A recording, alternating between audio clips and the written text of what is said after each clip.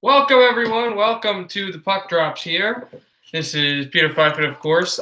If I am a little too low for you, like not loud enough for you, it's just because, in the college room, it's starting to get like more serious with the studying. So people studying, I have to be a little quieter. So as the hours tick down, if we get to around 11, 12 o'clock or something, I will, the goal horn for the touchdowns will be considerably lower, and I will try to talk lower. I'm going to try to fix that as well now. Anyway, welcome. We have football for you today, maybe a little baseball between the Buccaneers and the Bears.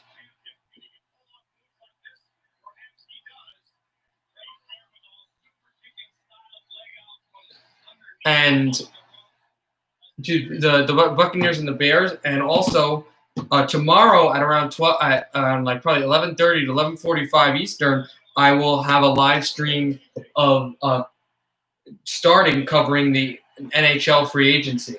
So get ready for that. You want to quickly look on baseball, and then I'll get you right to the game. Just wanted to quickly just get a look at the scores. I know the Braves are going to the NLCS. I know that. The Astros beat Oakland. The Astros are going back to the American League Championship Series. And right now the Yankees are playing Tampa. The Yankees are up 2-1. They're trying to force a Game 5. Tampa trying to go to the ALCS to play Houston, which will be a rematch from last year's ALDS. All right. Let's head over to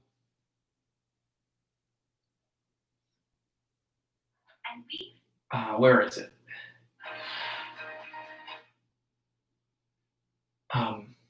NFL Network. I am really losing it today. I am really losing it.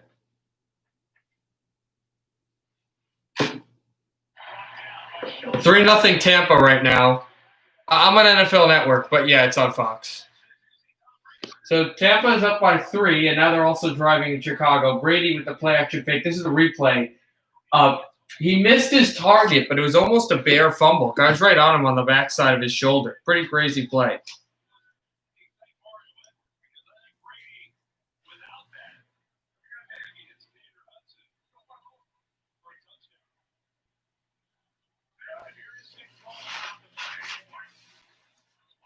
Pitch for the Tampa Bay Buccaneers, going to run it out to the left side for Chicago by Patterson. The Bears actually have the ball. I misread it. It was a play from the previous time when they just got the field goal. Bears just got the ball right back. So they gave up a field goal, but now they have it. Nick Foles now is setting up for this drive and this play.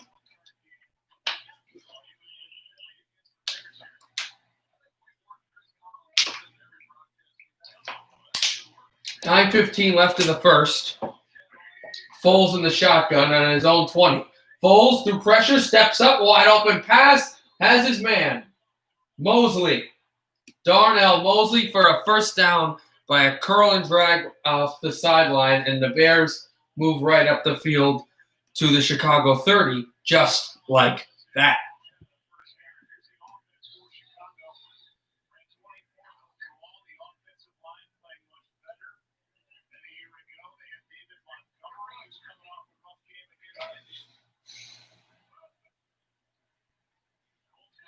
Foles still motioning in the pocket. Foles will step out and hand it off for about 4 yards. About 4 yards. And Montgomery, it's a 2nd and 6 now for the Chicago Bears.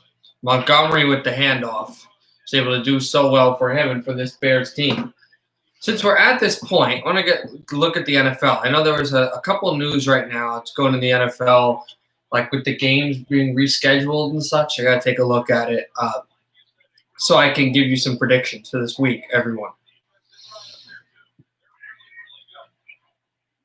Oh, interesting. The Chargers just named Justin Herbert their starting quarterback as Patterson is hit by Foles, but short of the first down marker. So here comes 3rd down for the Chicago offense.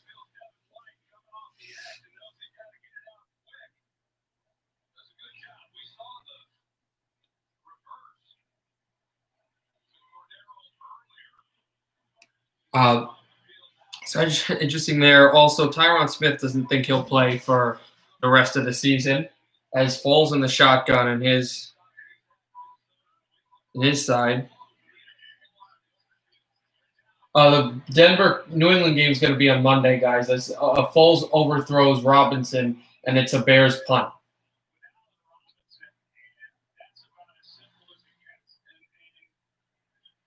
That's the only change. The Patriots-Denver game is going to be on Monday at 5 p.m. Eastern. So, that'll be nice. That means next Monday I'll have an early stream.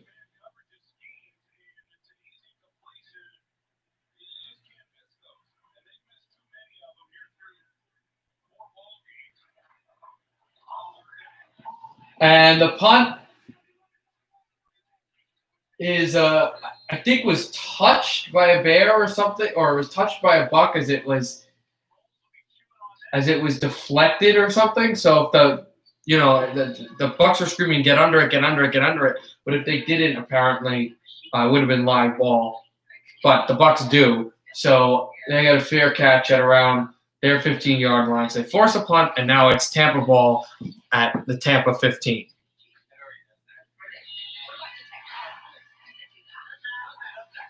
So yeah, tomorrow will be that early stream as well in the morning for the NHL free agency, and there will also be an NBA stream later on tomorrow.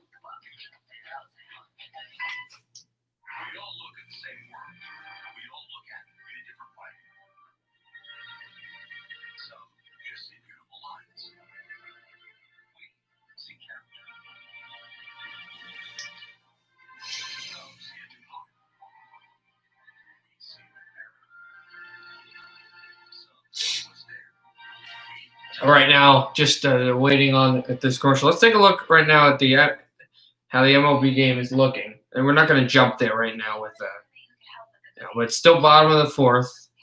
There's a man on first for the Yankees. A full count, no out, and they're up by a run, trying to extend their season.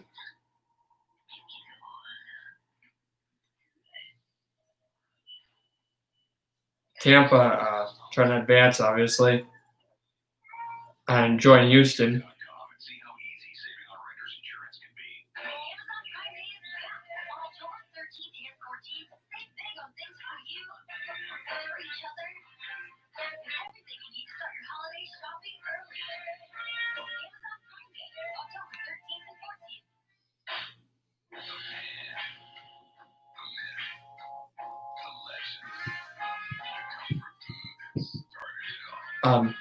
I'm just trying to actually look at all of the last ALCS. I can do it another time because I'm trying to figure out. I think this is Tampa's first ALCS since 2008 when they went to the World Series. Could be wrong there. I think it is. They lost it to Philadelphia that year in the World Series. Philadelphia no longer there, but possibly Atlanta. They're in the NLCS. They're obviously waiting the winner of Los Angeles and San Diego, and LA can advance tonight if they beat the Dodgers. If they beat the Dodgers, they are the Dodgers. They beat the Padres.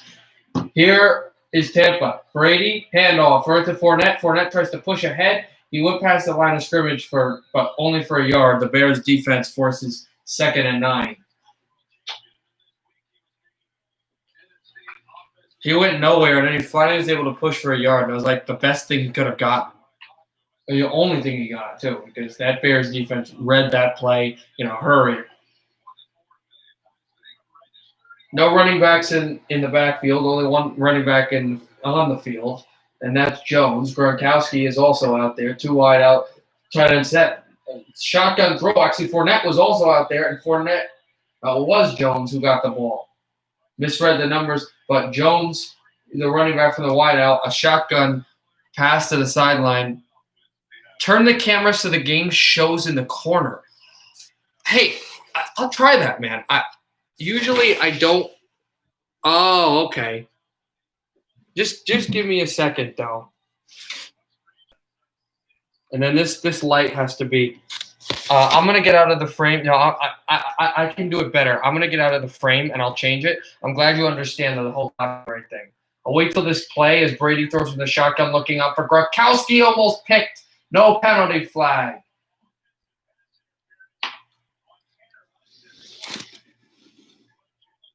And the Bucks will punt. Yeah, hold on 1 second, guys. I'm gonna get out of the frame so I can set this up.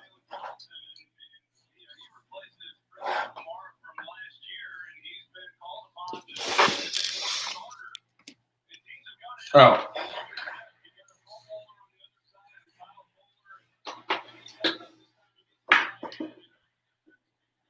Bucks get ready to punt here.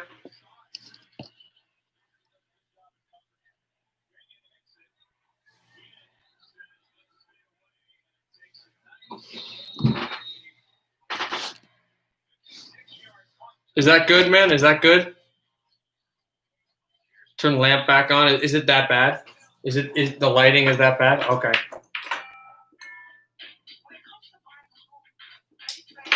I don't have a lot of good computer technology.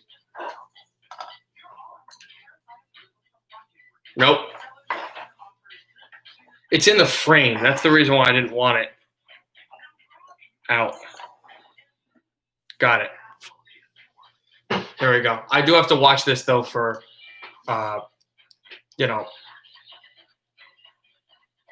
stop what? Okay. I have to watch this though for copyright, but because you understand this, obviously I don't have the TV, interlock. I don't have an emulator. I don't have that stuff, but it's the best I can do. I'll try this. I'll be at home tomorrow. It's going to be tough to do for the basketball game, but okay. So right now, of course, we've got right. This game's still to there. A fourth inning is over. Yankees couldn't get a run, but they're still up 2-1. The Dodgers game doesn't start for another 25 minutes, 20 minutes. So still waiting that. Right now, still 3-0 Tampa Bay, but they just were forced to 3-and-out. Apparently, there could have been a pass interference on the play, but it would have been OPI. There was no chance they were calling defensive pass interference, and the Bears still were able to stop it.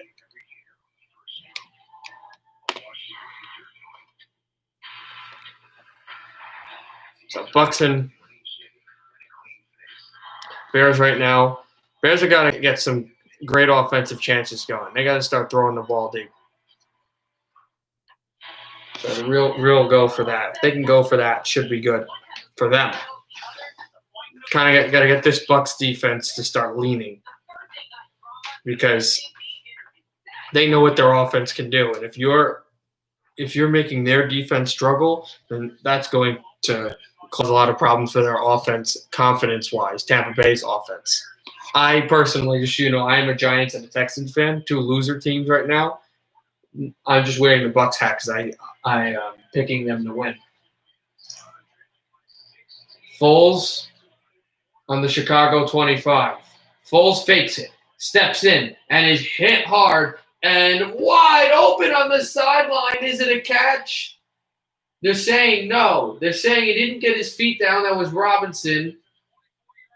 Now they say he does get his feet down. Oh, look at that.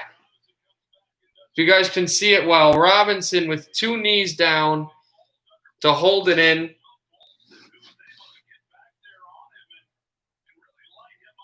And Foles just makes this play after he was absolutely clobbered by the defense. Foles under center, signaling. Now he steps up and he gives the handoff. The running back was pushed forward by the defense. Actually, he fell down, he would have lost yards, but he pushed forwards for possibly a yard, and it's second down around midfield.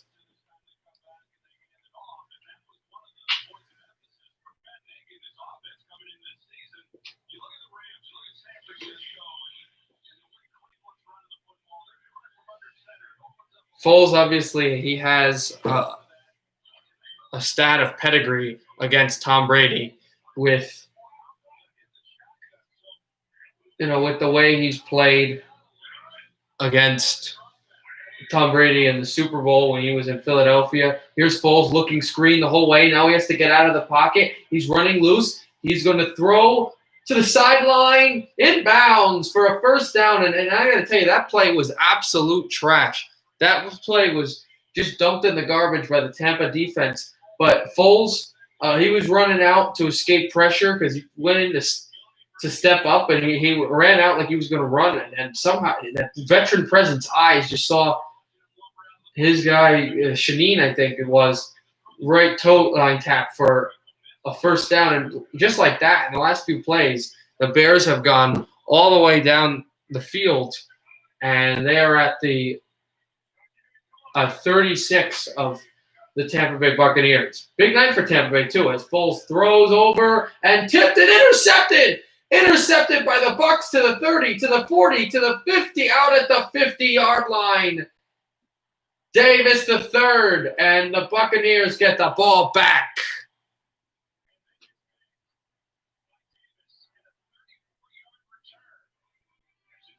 Before this fills up, haha. Oh, because all the people. No, I always have the bed not made on my streams when I'm on my dorm room. It's kind of like a thing. It's a weird thing, but it's a thing. I thought that the receiver of the Bears was kind of challenging for pass interference. Like, he was trying to struggle with it. He just couldn't get the ball fighting, and the more deflections meant it was easier for the defender. And so now what's interesting is the Bears drive not only gets dumped, but the Tampa Bay Buccaneers are going to have the ball at midfield for first down for Tom Brady when they get back. So that defense is really helping him out. Yeah, I know. That's a low moment. Absolutely.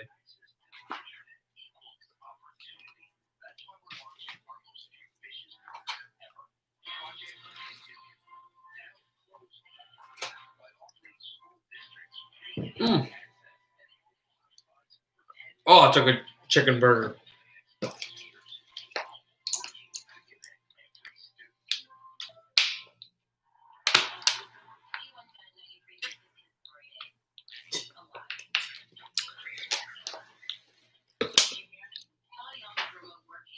Take a look at this, the Yankees-Rays game. Top of the fifth, one out.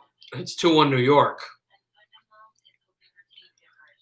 It's interesting. All two conference series could be decided tonight, and the two games that if the team won, if a certain team won, it would be a conference series. Both times it happened with Houston and with Atlanta. But Atlanta is also going. Houston, actually, even though they won the World Series a few years ago, they've got a great team, and they're the American League champions. Still, are a team that has the lowest seed and will be the quote unquote road team, meaning they're always going to have to in like top games. That first, they're always going to have to do that. For the rest of the year until they win the World Series if they lose. So they'll be on the road against either not San Diego, New York, or Tampa. How big would that be? Another ALCS with the Yankees and the Astros, but New York being home team. Even though nobody's really at home. Yankees won't get back to New York City unless they're eliminated today, or they go to the World, or they win the World Series and the Hero Canyon, whatever it's called, parade.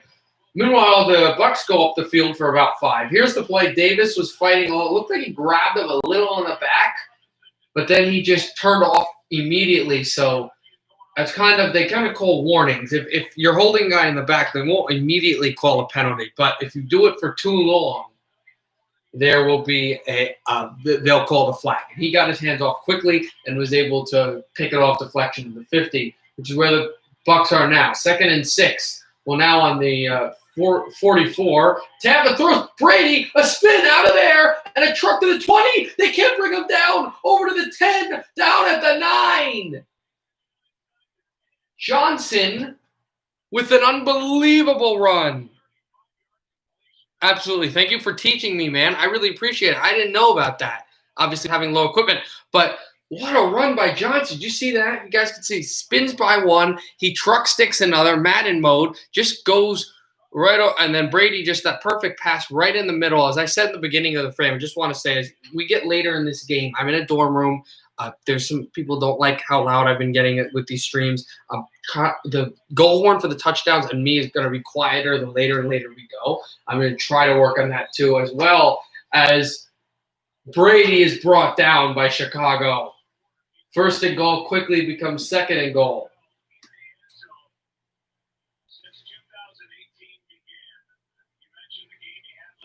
The Bucs trying to get a touchdown here. They're up 3-0. They forced a punt. Then they were forced to punt again. And the Bears had an excellent drive, which was spoiled by that pick they showed in the replay to the 50-yard line. That 6-yard run back and then that beautiful pass. And we're here on second and goal with a minute 20 left in the first quarter, 3-0 Tampa. Here's Brady, throws over the middle, caught, and Jones rolled over in the end zone, but it looked like he was brought down before he hit the goal line. He did catch the ball, but he was definitely hit.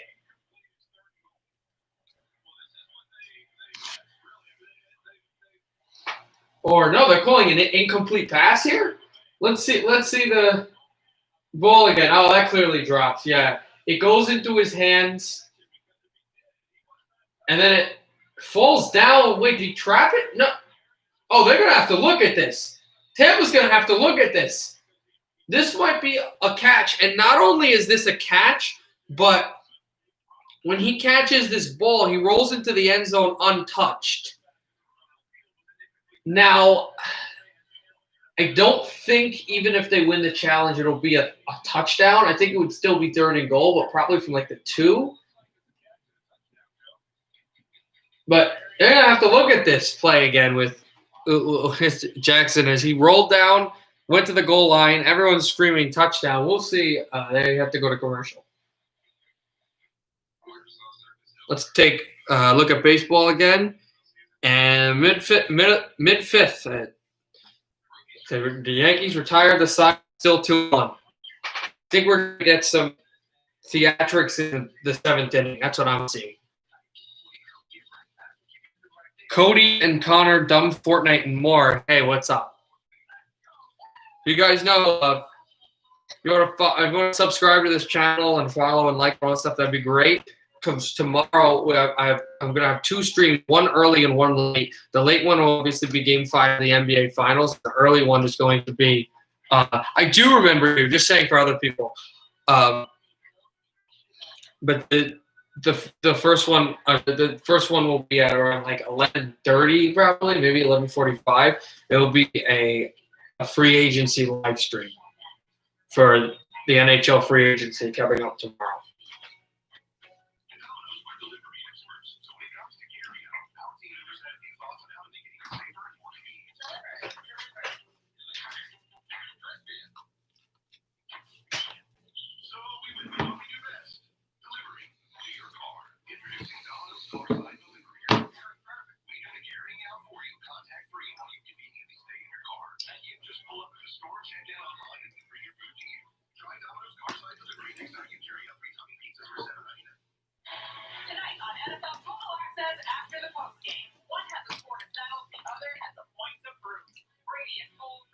We are back.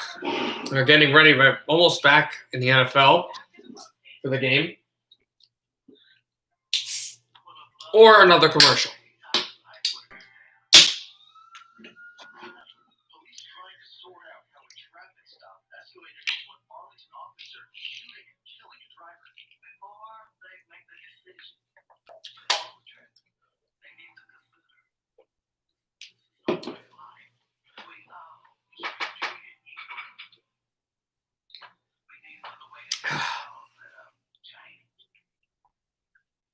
Well, as NFL sponsored commercials, that also means that this goes right back to the game. So here we go, and this is that challenge, of course. The ball got dropped, but then it went into the arms of Jones, who fell into the end zone. And the call was as I expected, since the play would drop when he caught the ball, but they're not going to call a touchdown because it's technically called a dead play. I don't like that part of NFL officiating. But that's how they do it. So they won the challenge, but it's still 3rd and goal. Brady throws. Mike Evans. Touchdown, Tampa. But a flag is thrown on the play. So you got to wait for this flag for it to be an official Tampa touchdown.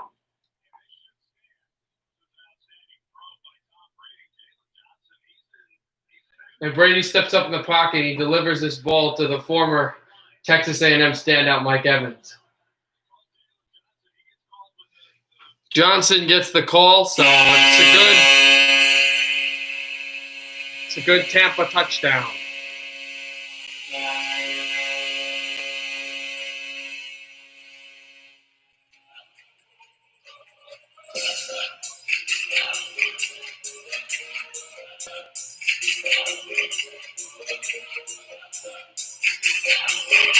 Again, the goal horn won't be too loud because of the whole thing with the neighbors I was telling you about.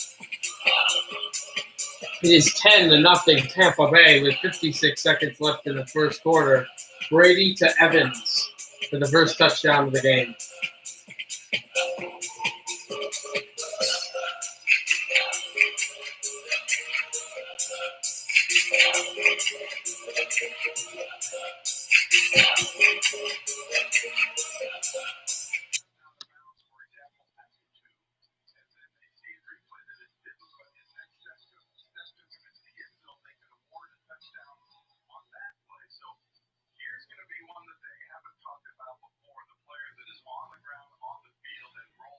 Yeah,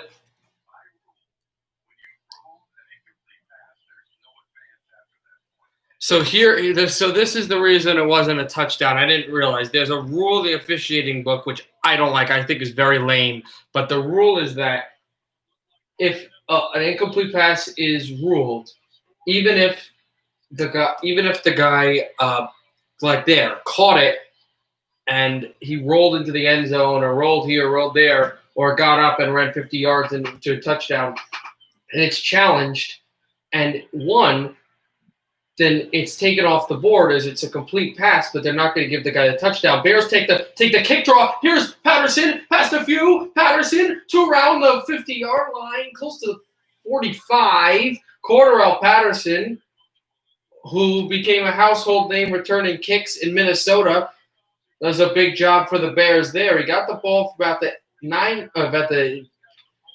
2-yard line. There was a fake, and then he's able to bring it around. It was wrong on the yardage, running on the 40-yard line.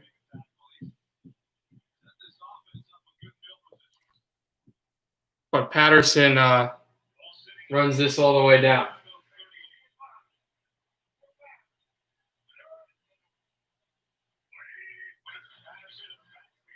Foles screen, and then Robinson made a move. Robinson made a couple, and then got down to the out-of-bounds line around the 8 or the 9, and it's 2nd down for the Bears. They're closing in on midfield again, just like last time.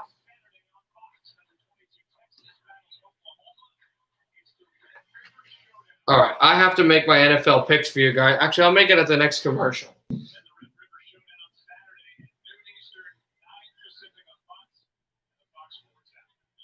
Here is Foles under center. 2nd and 2 for the Bears. Foles hands it off to Patterson. The receiver and kick returner gets the running back gig, and he's called passes today in the first quarter. He's returned kicks, and there he just ran the ball up to past the first down marker, and that's the end of the first quarter. Tampa Bay 10, Chicago nothing, but the Bears are driving, hopefully for Chicago. That won't happen again.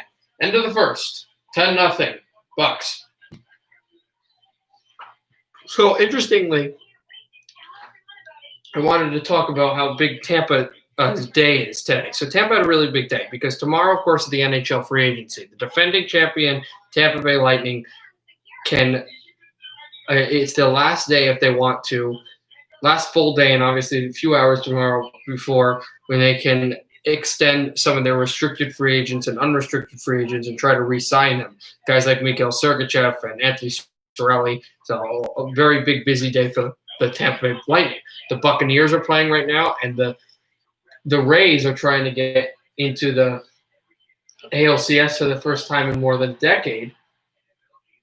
and they can with the win tonight. So what a day in sports for the city of Tampa Bay, which is really cool. Speaking of that, it's the end of the fifth, and it's still 2-1 New York.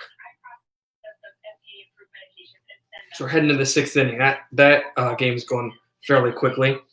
Right now, I want to make some predictions for Sunday. My Giants and the Dallas Cowboys. The Giants are going to upset Dallas, 24-21. Arizona's going to make the Jets go 0-5 with a 30-3 win. The Chiefs will beat Vegas 28-14. Washington will upset LA 28-24. Pittsburgh will beat Philadelphia 27-21. Houston will beat Jacksonville for their first win of the year 21-0. Baltimore will beat Cincinnati 45-17.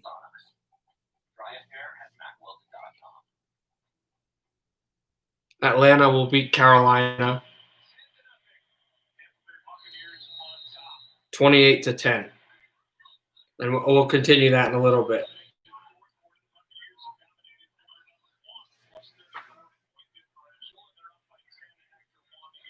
Here's Foles. Play action fake, pursued. Foles is going to go deep for the touchdown, and that's a horribly angled ball. Nowhere close to the wide open Molston. And that just bounced right at the sideline, and it's 2nd and 10. This guy's a rookie. Mosey just makes that fake, and then he turns away, and that's a touchdown if Foles throws that ball anywhere near where he is, because he beat – not only did he beat two guys, but he completely destroyed Jones, who was the one who had the last defeating pick on that route. And still, the Bears come up empty on that. It's a short-handed empty. Foles gives it over for a run past the 50 to the 49, and it's 3rd down at about 4. Or about 6, about 4 yards on the carry. And when Foles got absolutely lambasted by Golston, but it was right after he threw the ball. So he had enough time to leverage it and get it there. But he just did not throw this ball in an area. Yes, he was pressured a little bit, but, man.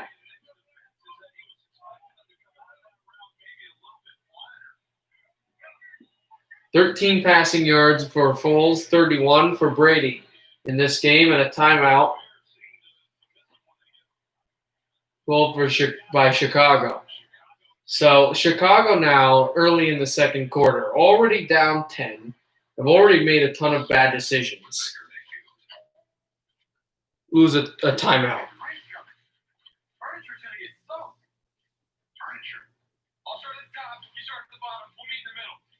I believe I'm trying to remember if the Bears did if the Bears are still undefeated. No, they lost last week, but 4-1 would be really good against a team that's like Green Bay's 4-0. So if they can be 4-1, even if Green Bay wins this week, that would be really huge for them. But right now they're down a hole. They're playing badly, and they're down 10-0 to a Tom Brady team. Jermaine Ifedi, a free agent pickup, and another Texas A&M draft pick on the field. If you guys haven't figured out, I'm a big A&M fan. Foles in the shotgun. Foles stepping up, throwing over the middle, deflected and almost picked again. Bucs force a punt. It is Winfield, Antoine Winfield.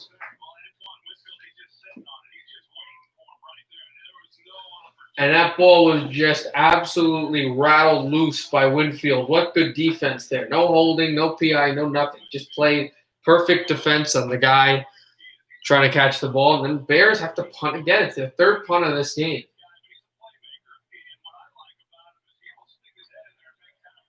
O'Donnell boots this. Bucks calling fair. They catch at the 9. So the Bears do not exactly pin, but put the Bucks in not great field position. Tampa on their 9 are up 10-0.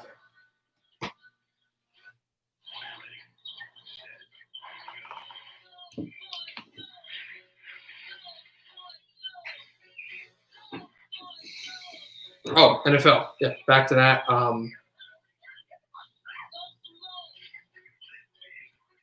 Miami will lose San Francisco. Yeah, San Francisco will beat Miami. 23-13. Cleveland will beat Indianapolis 18-15. Seattle will beat Minnesota 34-33. New England will beat Denver 26-3. And New Orleans will beat the Chargers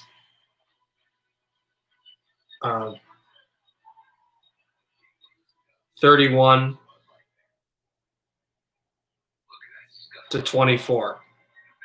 And the final game of the week, that one got booted to Tuesday. That's another stream we'll have to do. Tennessee will play Buffalo, and Buffalo will beat the Titans 27-20.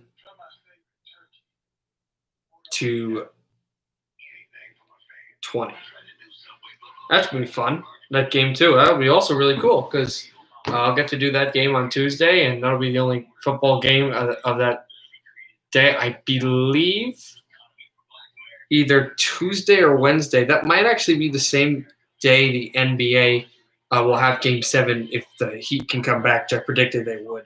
Because every game has gone the way I predicted it. I predicted Lakers in 1, Lakers in 2, Heat in 3, Lakers in 4. So if you also want the NBA Finals, which I'll do tomorrow, if you want my predictions, what my predictions were Heat in 5 and Heat in 6, and then Lakers in 7 games, not series.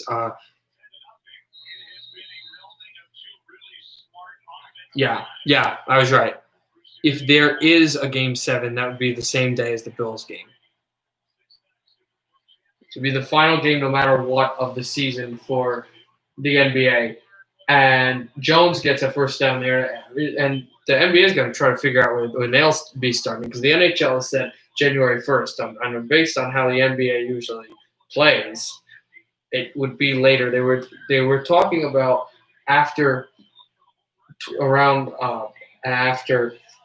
Christmas, so like December 27th. The NHL won't be hockey on December 27th, so that's one of those things where the NBA has to really process what they've got. And at least you got one more game, potentially a few more. While I was rambling, there was a 4-yard run, and that was a penalty coming up against Tampa. They go back 5. It was a 5-yard run, so 2nd and 5.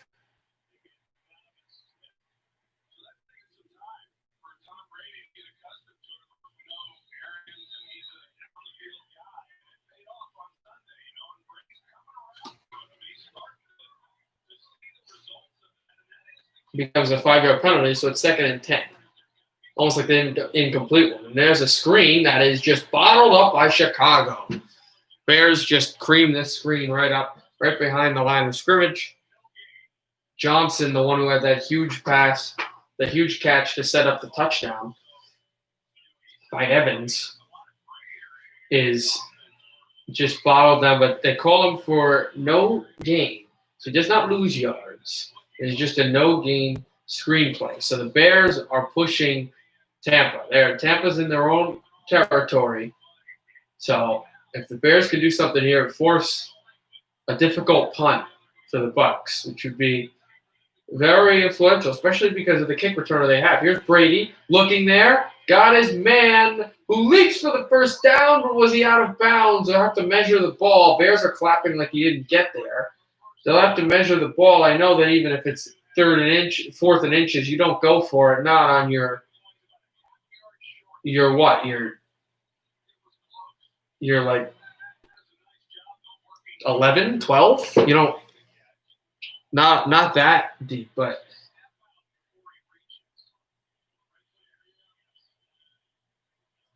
You have to look at his body. To me, it looks like it's a first down, but everyone's saying no.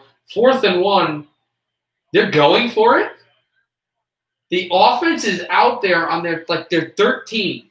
Now, albeit it's 4th and 1, Brady will probably just try to draw the Bears offside. It's probably what this is. Just a ploy. Tampa calls a timeout. I will tell you, though,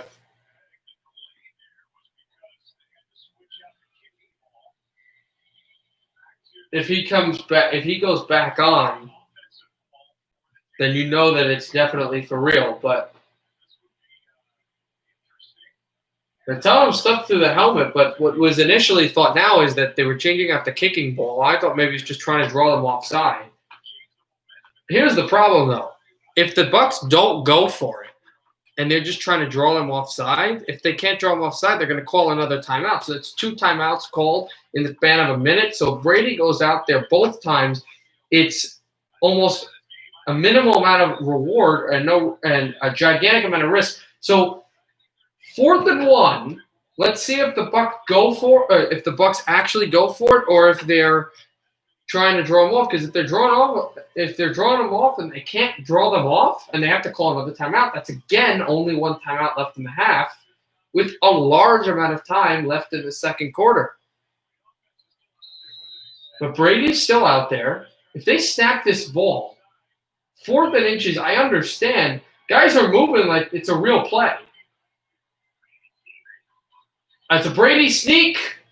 Do they get there? It looks like they did. Bears are saying short. We'll see. But they went for it. That was a risky play. Chicago's saying short. Bucs are saying yes. I mean, obviously they're going to say that. Did Brady get the ball? Yeah, I think he just got it, but it was really close. Got to push those legs. Help him. He actually had to push a lot more than his lineman doing. He's not a very young guy. But he gets the first down, one of the riskiest calls you'll ever see. But it works. It's first down. Here's Brandy. Hands it to Jones. Jones for a few, and it's second down.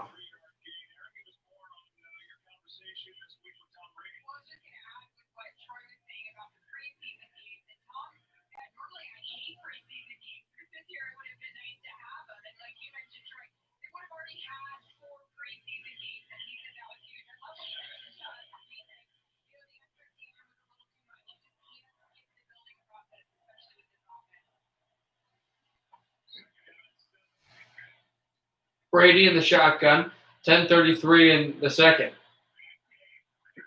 Brady gets his snap a little high. He's going to throw to the side, and he'll have his man short of the first down break. And a 5-yard gain, so it's 3rd and 2.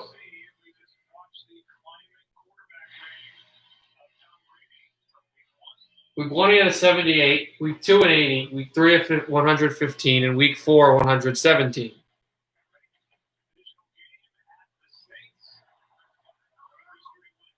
The good thing is that game, that rough game he had against the Saints, it's already done. It was week 1, and they get to play that team again at home.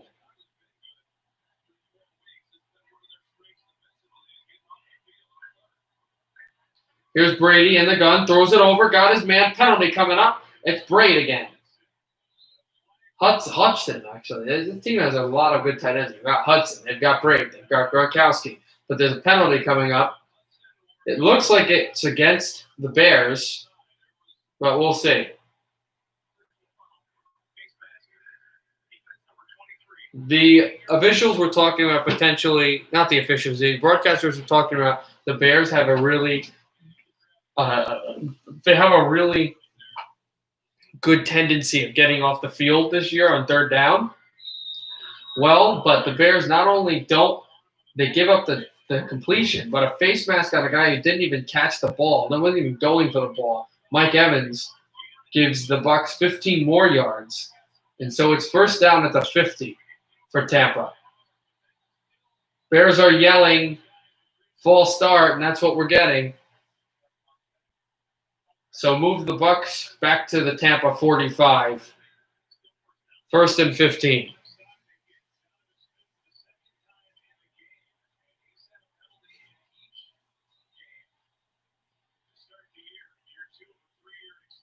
It's Donovan Smith's fourth penalty in 4 games.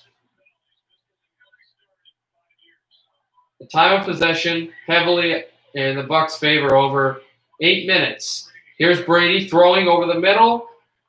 He's got his guy Brate to the Chicago 44-yard line, and it's second down.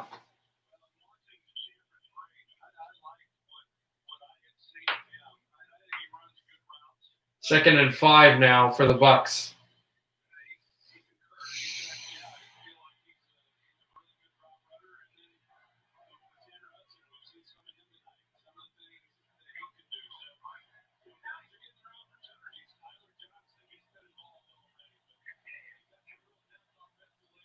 Brady under center, gives away to Johnson. Johnson made a spin. Johnson moves across over to the 35-yard line. What a spin by Jones. He worked out a really good defensive player, former Georgia football guy, and Raekwon Smith, and just gave him the quote-unquote sauce. Was able to really push through. First down. Brady heaving, and he goes to the end zone, but there's got to be a penalty. There is a penalty, and he might have had his target, but his target was knocked down at around the 9-yard line, and this was an end zone ball. It was a lob for the end zone, and as his star's going for it, the Chicago player just knocked down Jackson.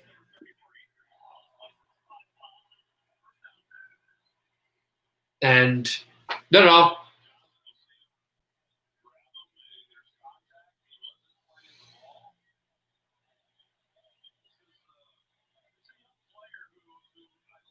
This is Johnson, the safety for Chicago. He went in on the coverage, and he just hauled the guy down. You knew that had to be a penalty because the ball was lobbed right down there.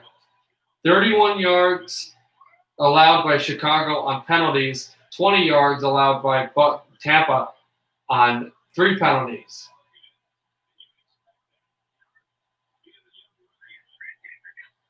Here's Brady, shotgun snap again. Brady setting up, throwing over the middle, incomplete, batted down low for Gronkowski.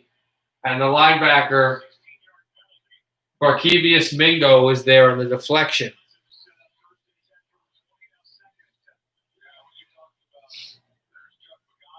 $12 of 17 with 121 yards and 1 touchdown for Tampa, for Tom Brady.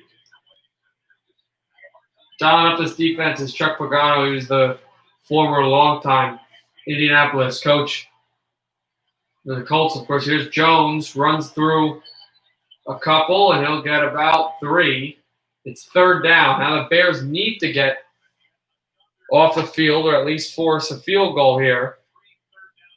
And you really wonder how good the Bucs have been doing because Tampa's just worked this clock. We're at 7:30. Remember when it was like 11 minutes, and how are they going to work with the timeouts? And why are they? It was like 11:30 left, and there was that weird play in their own 15.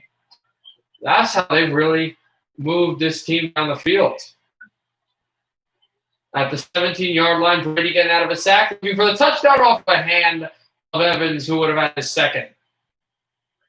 And it's fourth down. The Bears force a field goal, so at least there's that for Chicago. Again, not rooting for Chicago or anyone, just showing you that the Bears, that would be their point of view.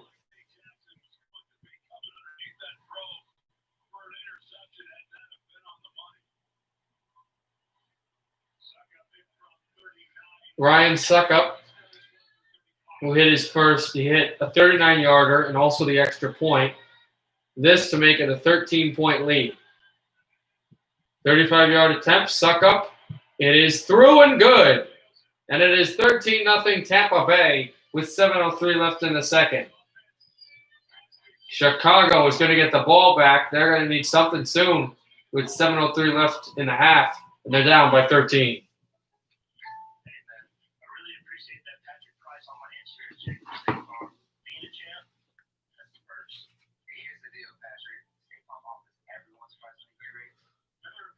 Also, it's not official, but there are reports tomorrow that's going to be official that Ryan Murray just got traded to the Devils, the Columbus Blue Jackets. Obviously, nothing official till tomorrow, but these are the reports that just came in that Ryan Murray, Columbus Blue Jackets defenseman, is headed to New Jersey to play defense. Padres-Dodgers game is at bottom of the first, 2 outs, no score. It's 4-1 Yankees, top of the 7th. Wow. Now that 6th must have went. New York up 3, trying to force that pivotal Game 5. That final Game 5 would be tomorrow, as well as Game 4 as well between San Diego and LA, if San Diego wins today. So then I assume Saturday would be Game 5 if there is one. And yes, it would be.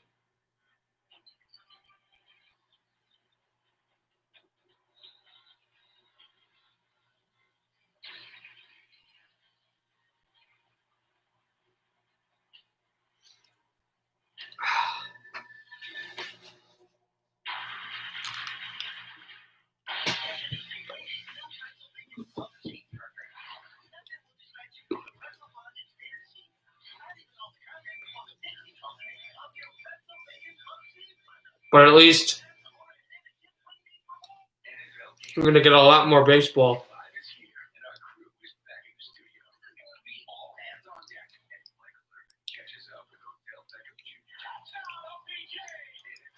Also, Corey Crawford's going to be a free agent, so Chicago's going to need some help. They really wanted to look for goaltending help. They wanted the draft. They tried to go get Matt Murray.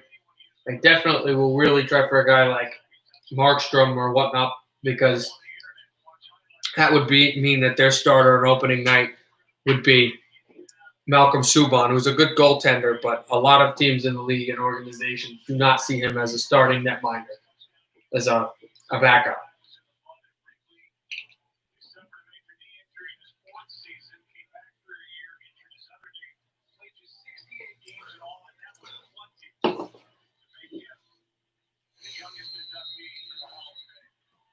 Suckup gets ready for the kick.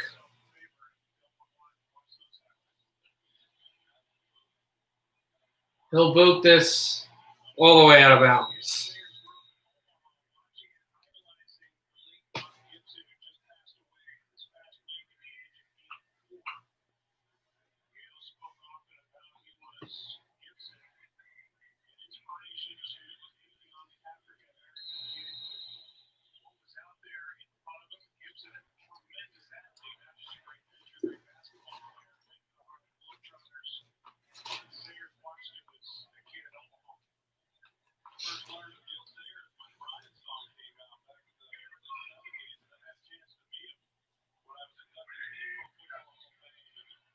Here is Foles as he was rushed.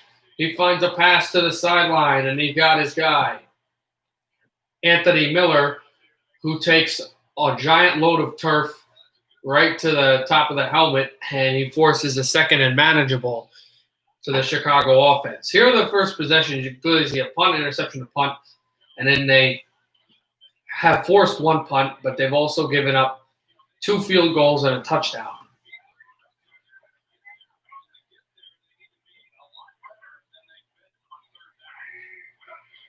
Foles in the shotgun. Throws over the middle, and he's got his guy close to the 40, Demetrius Harris, who was able to catch that and just make a play.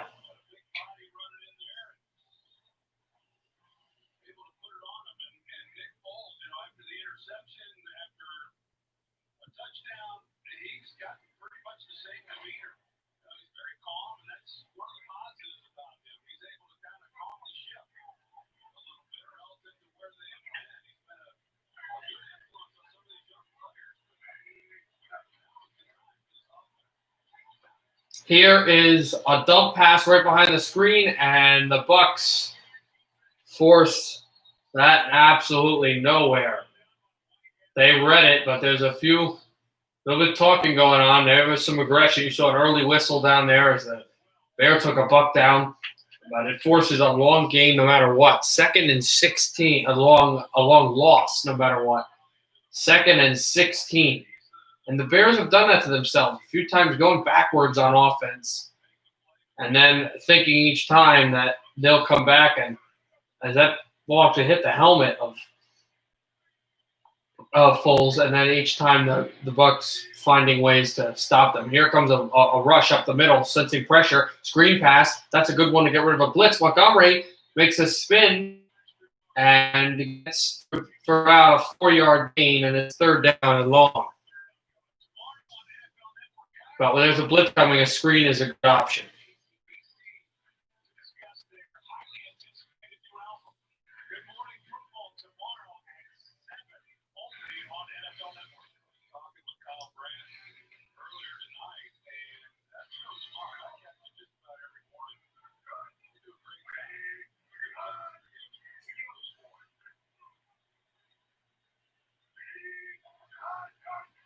And the Bears, I think, have a free play here. I think they caught the Bucs offside, but they call it immediately, so Foles doesn't just get absolutely sacked. And the Bucs are very antsy on that.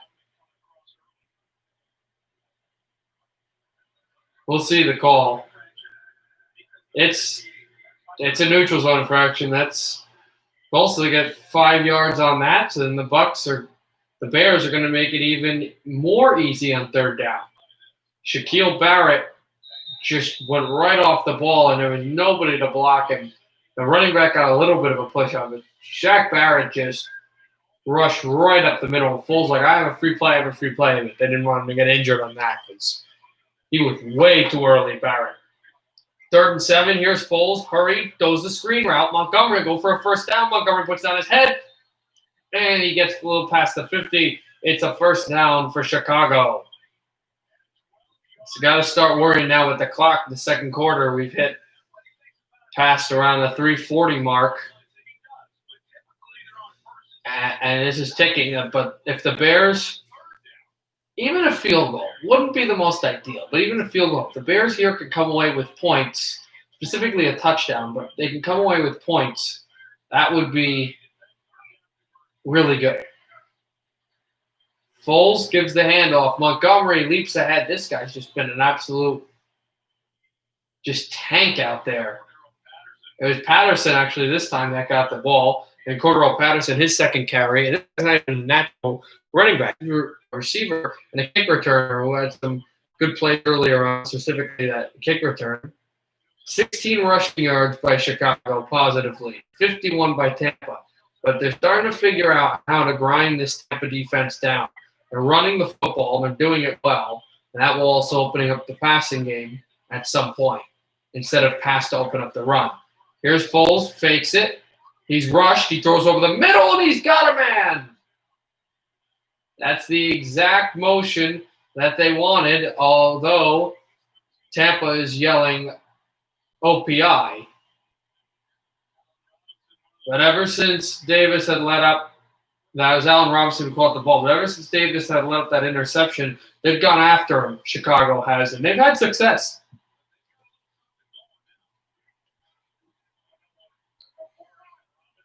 First down on the Buccaneer 29.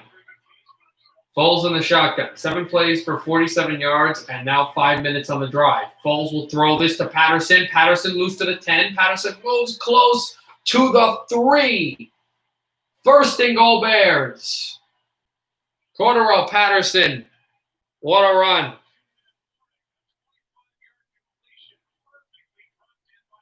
And the 2-minute warning comes just at the right time. The Bears are going to have a chance to cut deep into this Tampa lead. 1:58 left, 13-0. But Tampa Bay, but Chicago is on the Buccaneer 3.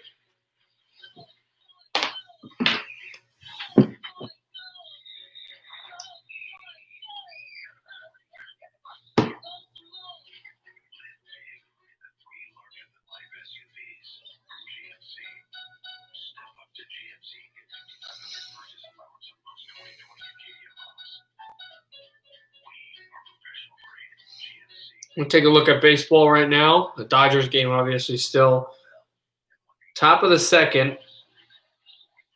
The Dodgers have 2 guys on base, no outs. 1 on second, 1 on third. No score here on the top of the second. Bottom of the 7th, that was kind of a slower inning. Bottom of the 7th, the Yankees are up 4-1. So the Yankees now are 6 outs away from forcing Game 5. And they're up by 3 runs.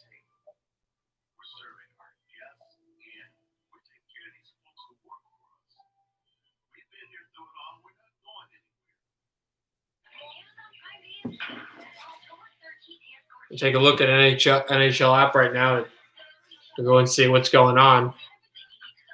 Guys, there are obviously other reports.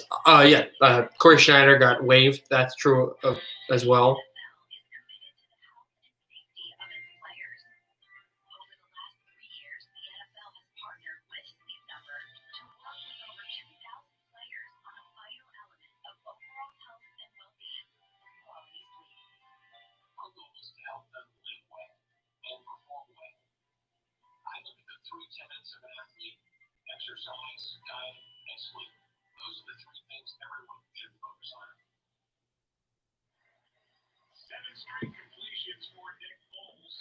Foles has completed seven straight passes. Also, Tyler Seguin is going to miss the start of next year's season for Dallas. Petrangelo has been discussing contracts, and Williams has retired again in the NHL, but he actually didn't retire before. But he looks like he's officially retiring, done with the league. Here, Anderson also agreed to a 7-year contract with Montreal. And Murray goes to the Devils for a 5th-round selection next year. That's not a lot of. I guess maybe does he have a lot of money in this contract? The Devils had to eat. I guess so. First and goal on the Tampa 3, Chicago. Foles rolling out, throwing back to the end zone. Caught it, but knees were clearly not down. That was Allen Robinson. It's 2nd and goal.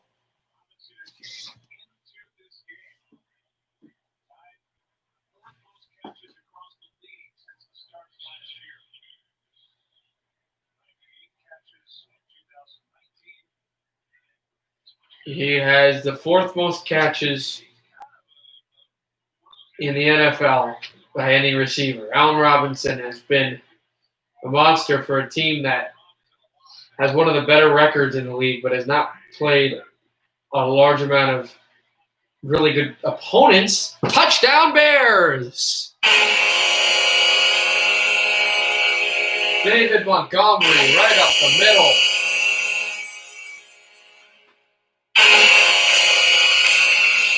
And the Bears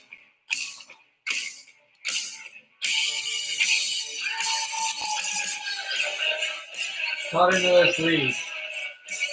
13-6, and they'll be within 6 with an extra point made.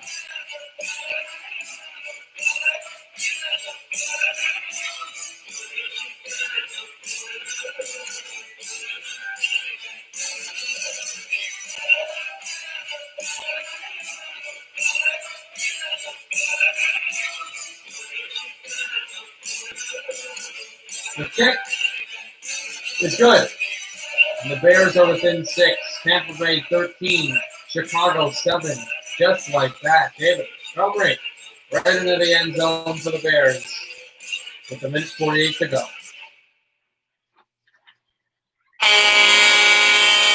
It's a goal horn.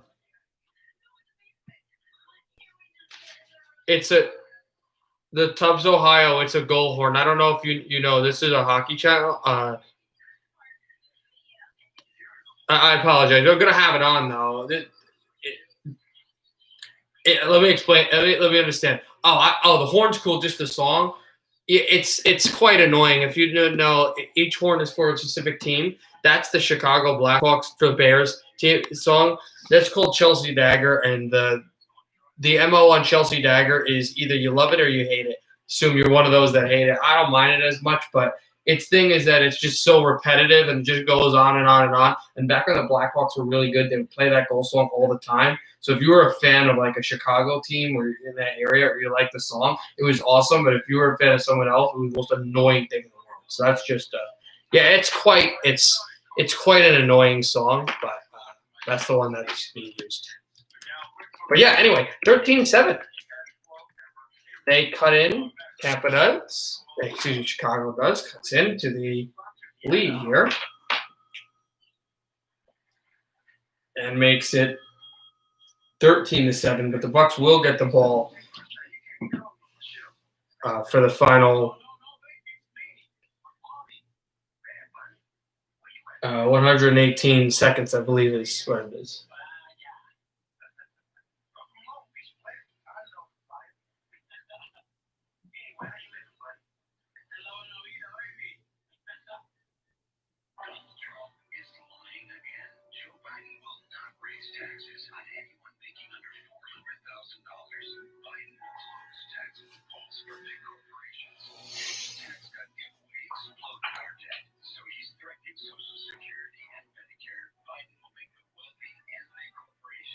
Oh, turn the screen back. Oh, my God. I apologize for that. Yeah. You guys can get ready for a political commercial. But right back in time. Good thing. You guys didn't miss much. You just missed a bunch of commercials.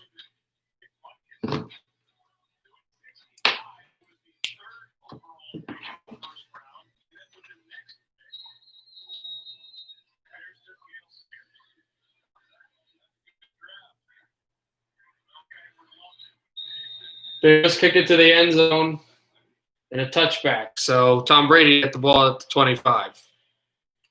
Also at halftime, we will go to baseball because I'm not sitting through this halftime show. Or not show, but coverage. 12-17, 12-18 for Brady, and 12-18 for Brady, 12-17 for Foles. He's gotten better.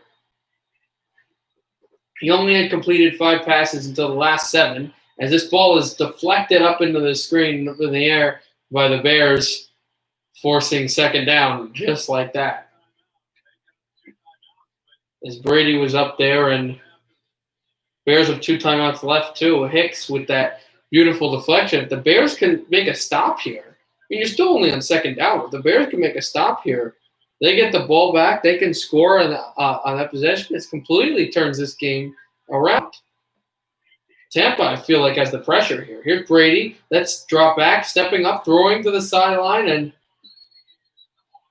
he got his guy, but he said it was a bobble.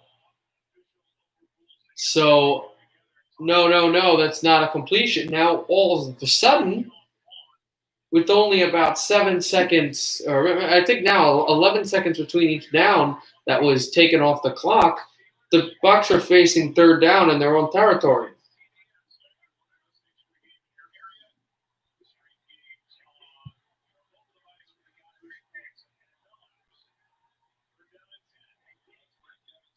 Brady in the shotgun. Brady throwing over the middle, and he got wobbled. And then it was batted and picked off by Hicks, but they called the ball incomplete. Bears are pleading for an interception, and now a penalty flag is tossed on to the field. But here's what happened. Brady threw over the middle, and the guy was clobbered, absolutely lambasted. And then the ball went off. Hicks grabbed it. It was Vaughn who was just decked by Fuller, Will Fuller.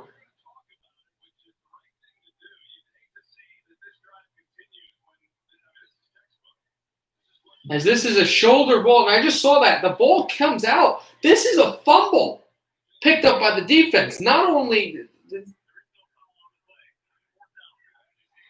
there's no foul for a head-to-head impact, but they should look at this they should look for this being a fumble, because Brady throws this ball as he gets decked down low as well. But Brady throws this ball, and this is a fumble. It has to be a fumble. That's a fumble, no? That he caught the ball, then he just got lambasted? I mean, the Bears still win on this drive if it's not a fumble, but I would look at this for being a fumble.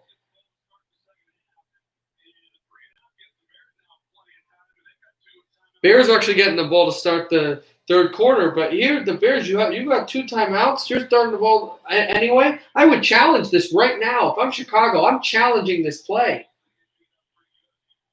He gets the ball, he moves his step, and he just gets lambasted, and the ball comes out, and it's a clear Bears fumble. I would challenge this.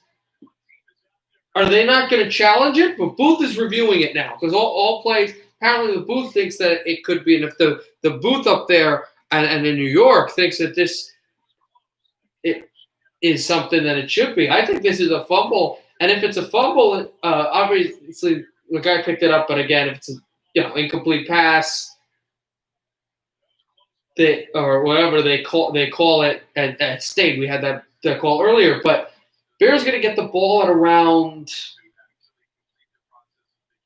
They would get the ball around the Tampa 23, which would put them immediately in the red zone if they get a fumble. If they don't get the fumble, it's not bad. It's pretty good because they're getting the ball to start the second half anyway, and then they would force a punt in Tampa territory to be able to drive down the field, but it would be even better for Chicago. And here is the call if that happens. Yep, it's a fumble. Bad to worse if you're a Tampa fan. You needed your offense to make something of it before, because you're kicking it to the Bears to start the second half. Not only do you get a 3 and out, but it wasn't a 3 and out because you give up a fumble. Now the Bears are up on your 23-yard line, and if they score a touchdown here and get the extra point, the team that was down 13-0 is going to be up 14-13 with 91 seconds left in the second quarter. Bears got to get points here, but, I mean, the momentum is insane. Again, even a field goal, 13-10, momentum's still there. Though 14-13, momentum would be throughout the roof. Here's Foles, throws over the middle to the 21-yard line. It was a little past the 20 where they were. It's a 21-yard line, and it's second and short. Bears also have 2 timeouts to work with. Yeah, that's clearly a fumble.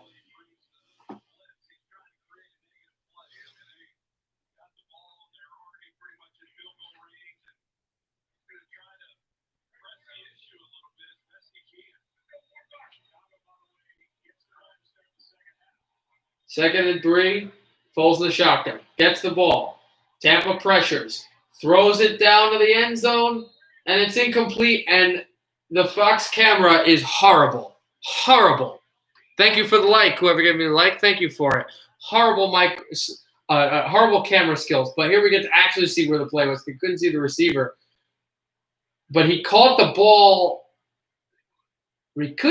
Jimmy Graham caught the ball, but did he get his feet down? He got 1 down. He didn't get the second down, so no touchdown.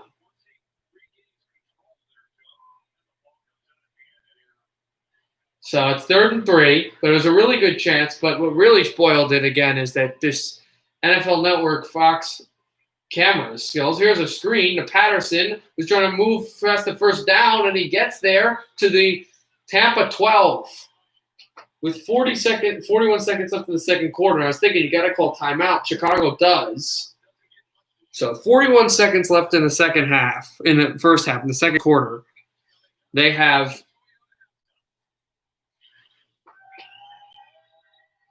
the ball on the Buccaneers 12, and a touchdown with an extra point would put them up by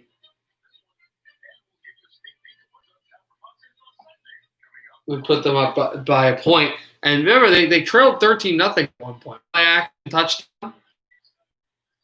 I would go run first, and then play action. Do a run on first down and a play action on second down would be a really good way to set up this Tampa defense. Also, just so you know, when this half is over, we're going to the Yankees and the Rays right now on the top of the 8th in their game. Yankees up 3, trying to force trying to force a game 5. Foles throws it.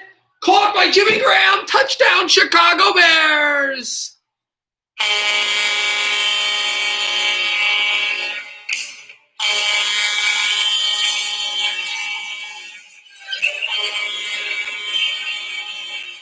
What a catch.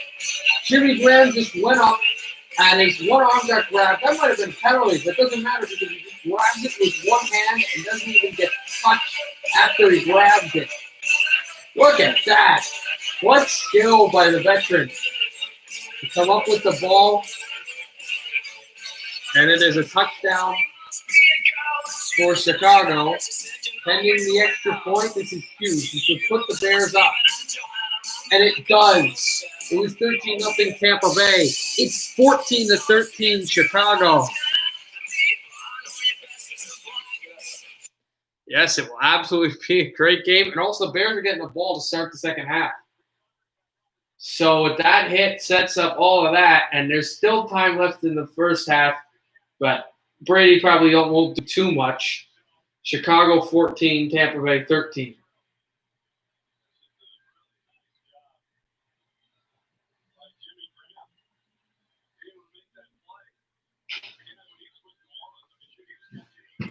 Hold on, everybody. Just want to check something.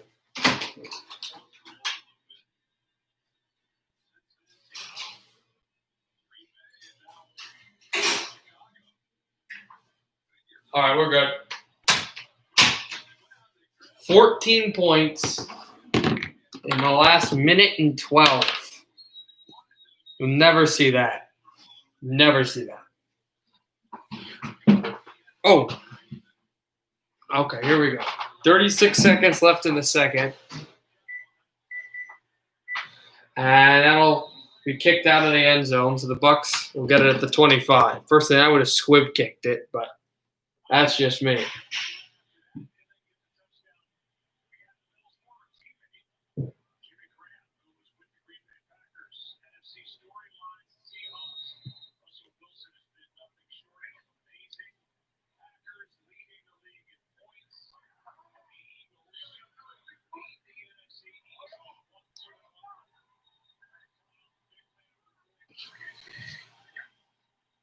Here's Brady.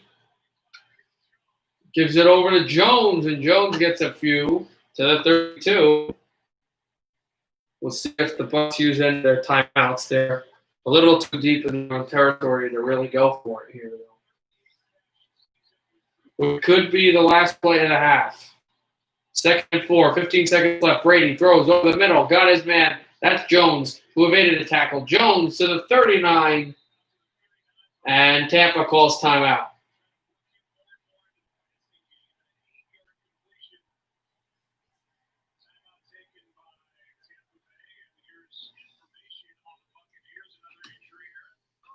Oh, the Bucs just had another injury. Here it is.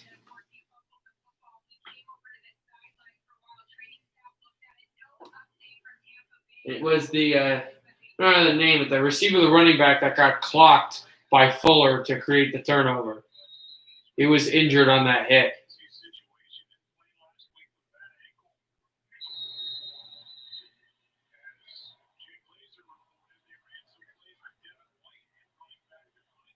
Brady in the shotgun. Only three-man rush. Brady steps up, got hit, deflected, incomplete, but Bears are saying fumble. This not. This is just an incomplete pass. And it's 2nd down, the final play of the half. This definitely will have to be with 3 seconds left in the second quarter.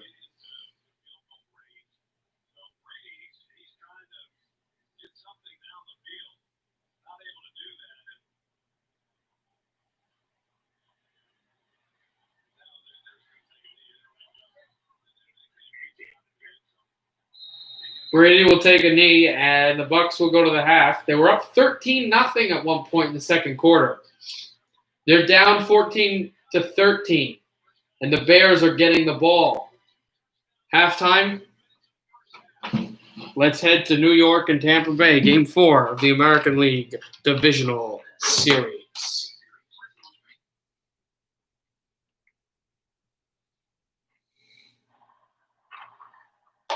Top of the eighth.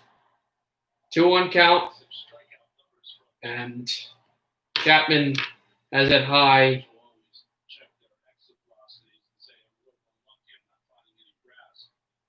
For a ball. 3-1 count. Nobody on base. 2 outs. If he can strike him out, they'll be 3 outs away from forcing Game 5. A low walk. You don't see walks usually, especially when there is at least 1 strike on the board in a count for Aroldis Chapman. But he throws one low, and so the Rays get on base.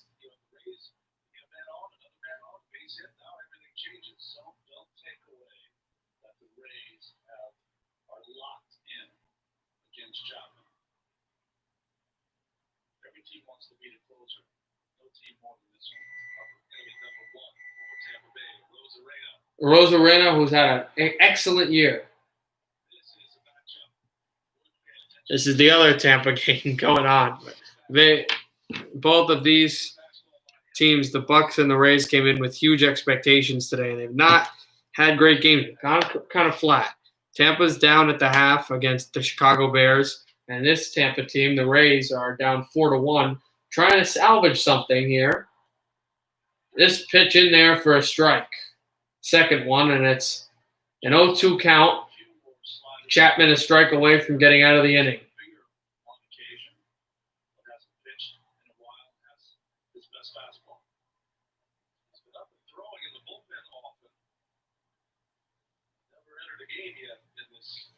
With 2 innings in the wild card series in Game 2. Last time he was on the mound was last Wednesday. Chapman, swing and a miss. What a heat. A flamethrower that he just rocketed right into the glove. We're going to the bottom of the 8th. Yankees will try to get some run support, but either way, they are 3 outs away from forcing Game 5.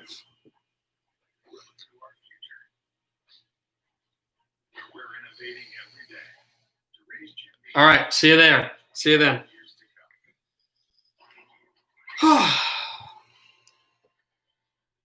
Oh, 2-1 San Diego right now at the bottom of the 2nd. 2 outs and the bases are loaded. What a grand slam, especially by a guy like Machado or Tatis Jr. would do for the Padres.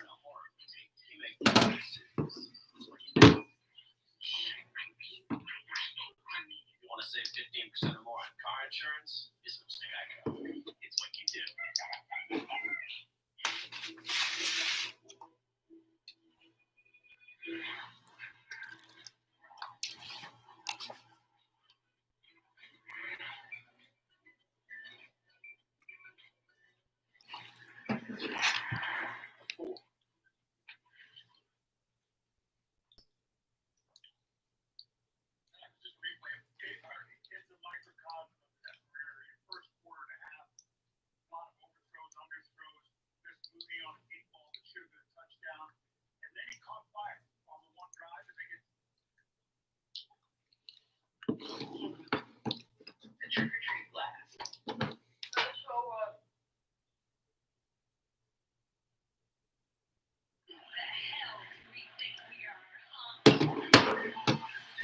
So I was still waiting, obviously, for this. I think this is a baseball game, right?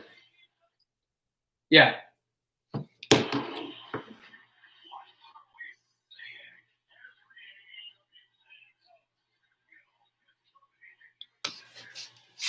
I'm just waiting for this baseball, of course. Come back to the bottom of the 8th. The Yankees don't really mean too much because you can't score runs on defense.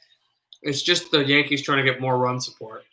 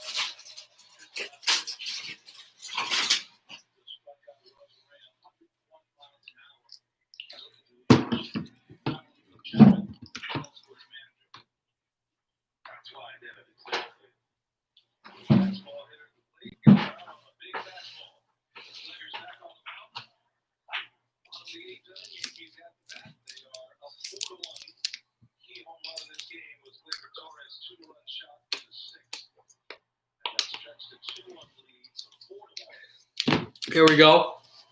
Pitch high taken for a foul tip by Gardner. Brent Gardner out there for the Yankees.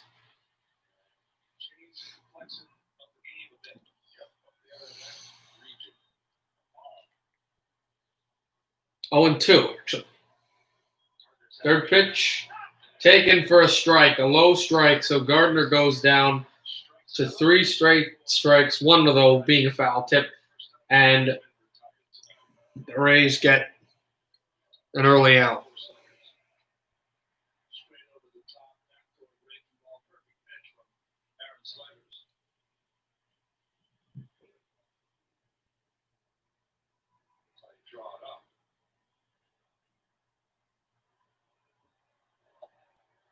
Pitch taken for a strike there on Aaron Slager's. Aaron Slager's pitching on Gleyber Torres. Torres taking low for a ball, 1-1. Slager's who threw a slider down low.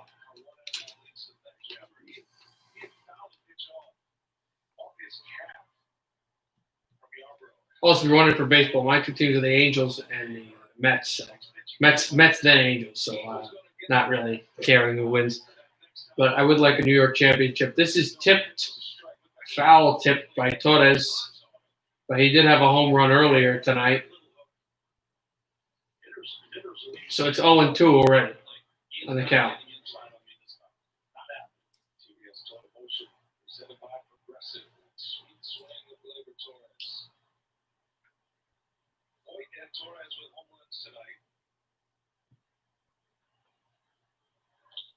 Torres will chop this one up the middle. A base hit for the Yankees.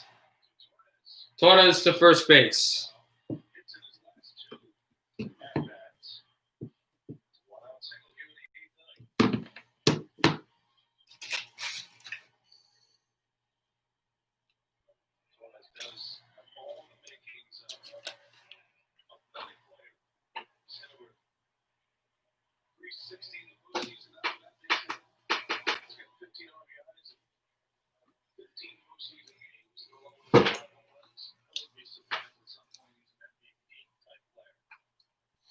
Urshela out there. At bat now. That pitch way close and away for ball 1.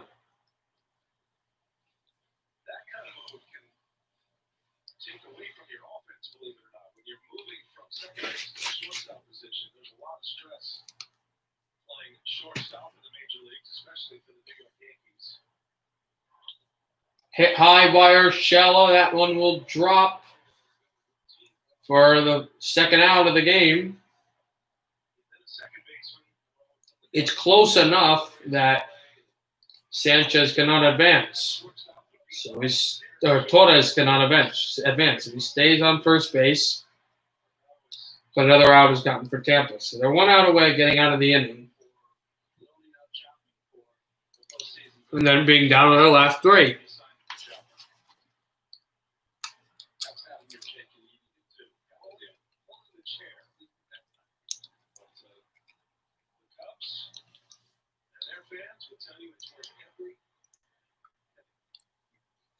Throws back.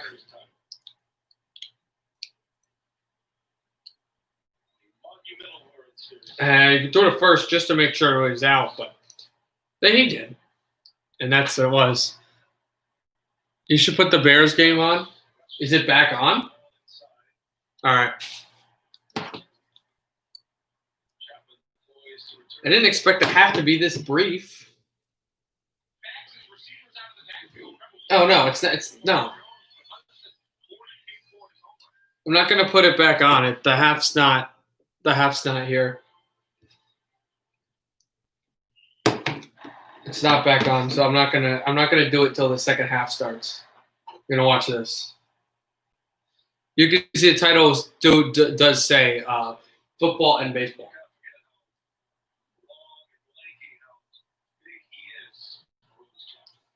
Here's the pitch, swung out and missed.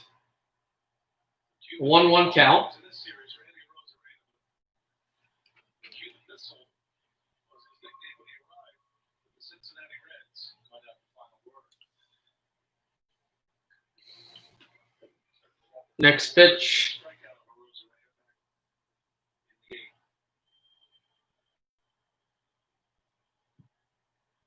Next pitch coming up, and they're going to throw to Torres, who's safe at second. So it's 1-2 because it was a strike, but Torres advances to second base off of a steal, and the catcher immediately saw him going. He went there, but the ball was a little out of the reach of the catcher to jump off the mound. The minute he started jumping, you knew Torres would be safe, which he was.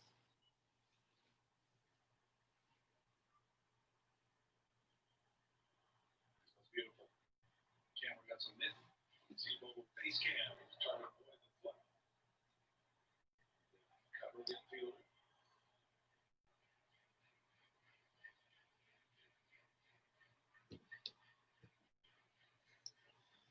2-2 count. Higashioka trying to deliver an add-on run for the Yankees here with 2 outs, 2 balls, 2 strikes to count. And that one low for a full count.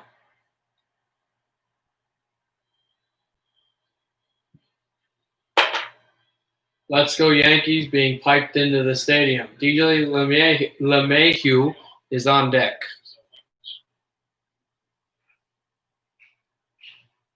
About 4 out of 5 games. Here's the pitch. LeMahieu fouls it off. Excuse me. A beautiful combination as Gary Sanchez sits. Sanchez, a lot of credit though. He's been a good teammate, cheering on Higashioka and the rest of his teammates. Been right on that top rail. Here's the pitch. Hit right into the outfield. There will be a base hit, and the Yankees will score. Oh no, it's doing it again, guys.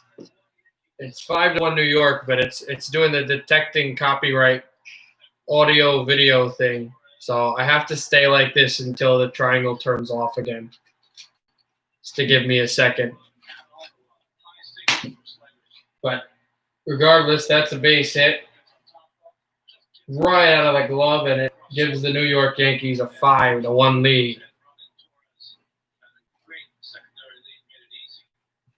2 hits tonight for Higashioka.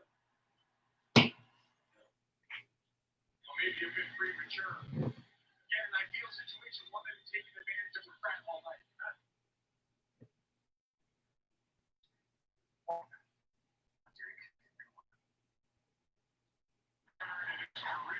The game is back on. Oh, guys, I apologize.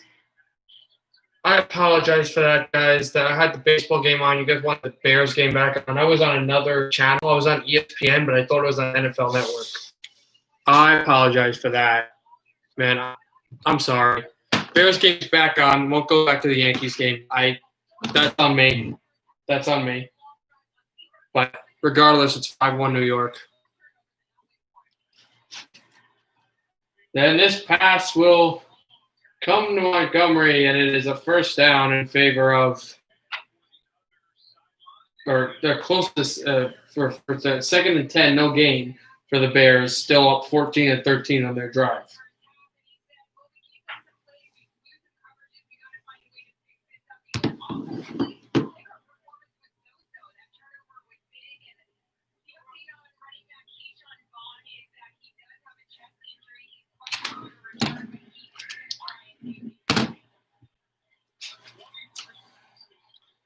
And that pass will be caught by Robinson right behind the line of scrimmage. But there's a penalty coming up.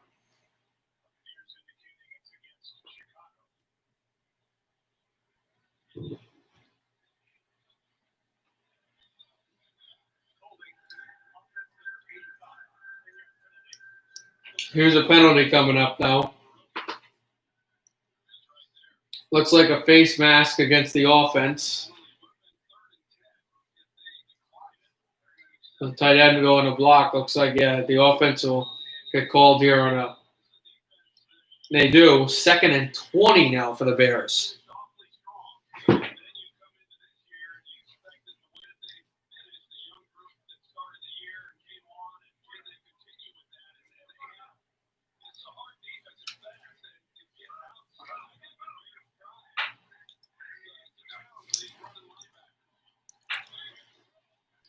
And that thrown to the 10.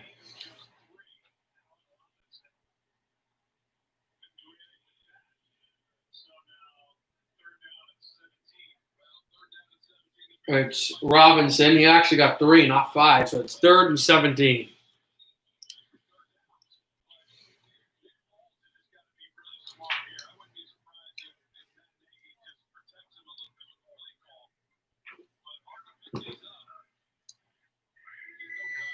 Foles in the shotgun at the Bears 24. Foles motions, gets the snap. Foles throws over the middle, got his man, goes to the sideline, and as Robinson pushes for more, but then finally gets out for about a 9-yard gain. And the Bucs force a punt, which is what they will get. So now Bucs will try to go down the field, get points. They're only down by 1 point, but you can't have bad drives. You got to have a good drive. So we'll see what the Bucs do as Tom Brady's defense dials up something to help him on offense. A defense that was not playing well early on has had to play better because the offense that was good, Tampa Bay offense, has really struggled. Buck fell down after he returned the kick from the 25-yard line to the 30 to the 32, and that's where the Bucs will get the ball. Buccaneers at the Chicago 32, at the Tampa 32. Chicago 14, Bucs 13.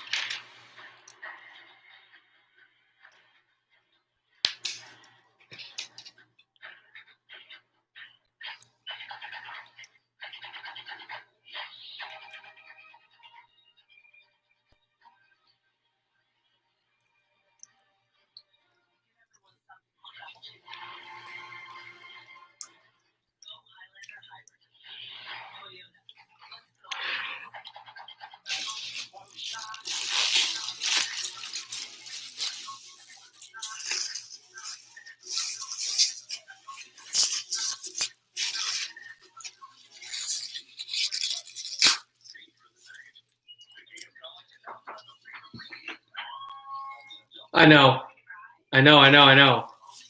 Tubbs, Ohio. I know. This is the game. This is the game right now. I've had the game on for a few minutes. They're just at a commercial break right now.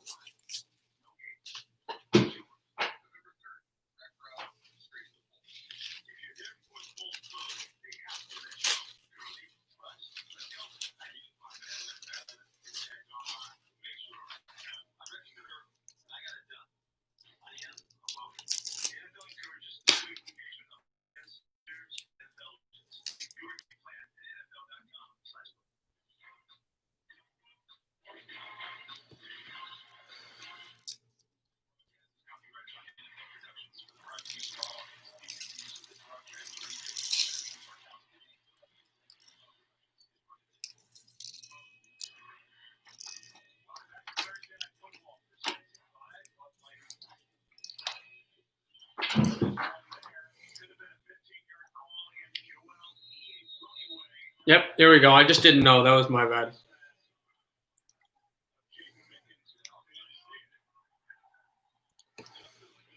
So here's Brady in the shotgun again. He's playing a lot in the shotgun today. Jones takes a run. Jones to the 50. Jones to the 40. Jones moves to the 40 to the 35. He's going to fall down at the 34. What a run.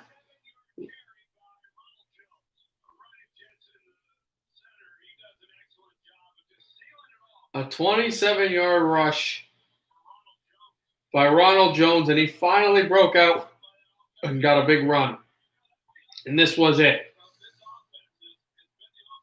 Just a big stiff arm, a push, and now they find themselves at the 31-yard line. Brady is sacked at the 40.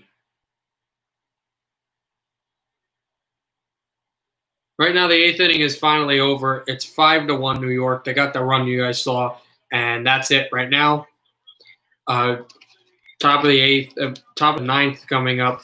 The Yankees are going to try to get their 3 defensive outs to end the game.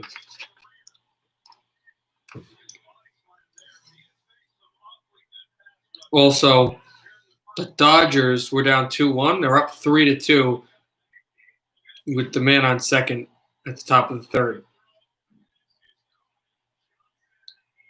And Johnson gets the ball off a catch, but then there's a flag at 2nd and 17.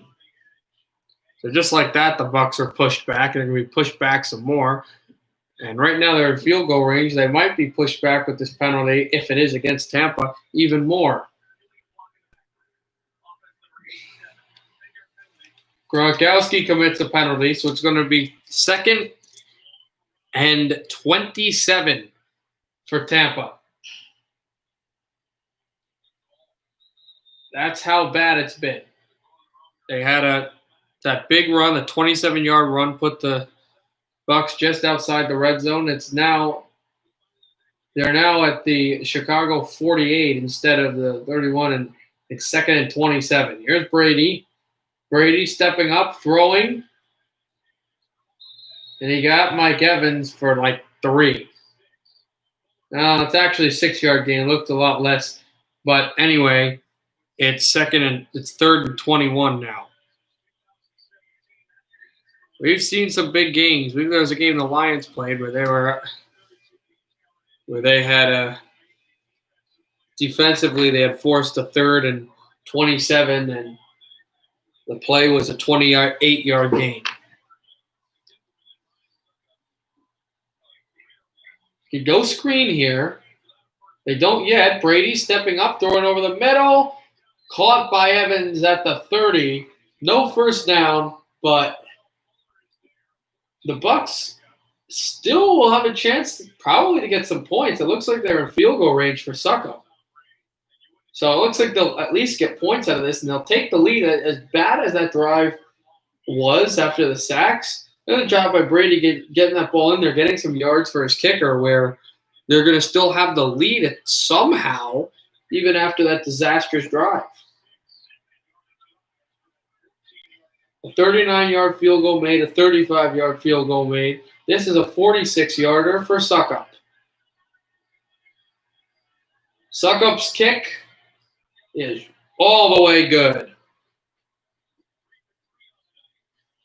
Tampa 16, Chicago 14 here in the Windy City. 9:04 to go in the 3rd. Very fun job by the Fox and NFL. I'm never using the 80s rap song, Can I Kick It, or whatever that song is called. Can I kick it? Yes, you can, after the field goal is made. Very fun. But can you put the camera a bit closer? I can try. If it's too close, I get copyright. That's the thing. I get copyright from YouTube, and then I can't stream anymore. So I have to do that. I have to put it where it is.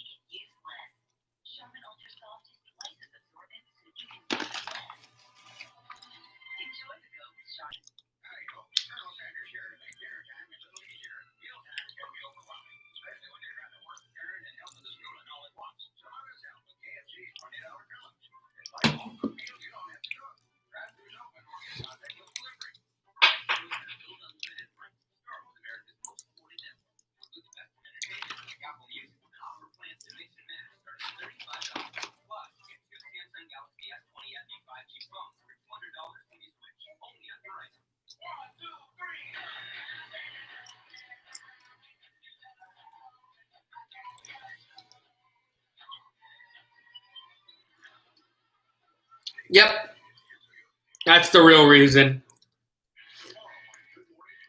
If I could just literally just have the game and you could just see it and not even see me and just hear me talking over it, I would do that. But there's a lot of dumb things that, YouTube is such a platform. You can criticize YouTube all you want and they won't really take you off. But if you do something off their policy, they'll put in front of that. It's really weird. I don't get it. I've gotten canceled for it. I got live streaming privileges last October, October 24th. Actually, I got it taken off last year because of a copyright thing for one of the NHL games. All right, here's the kick. Here's the kickoff. The Bucs will kick this to the Bears. Bears trying to get more points as Tampa is up by 2, as they did say.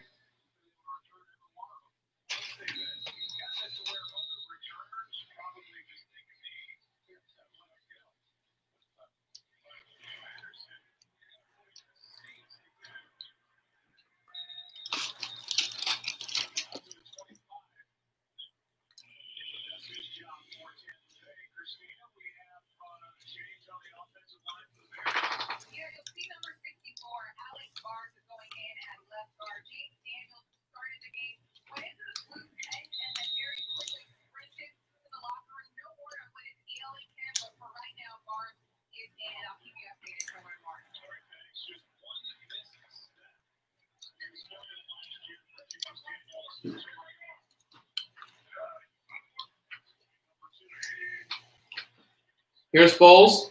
Handoff right up the middle. He'll get a yard. And it's second down just like that.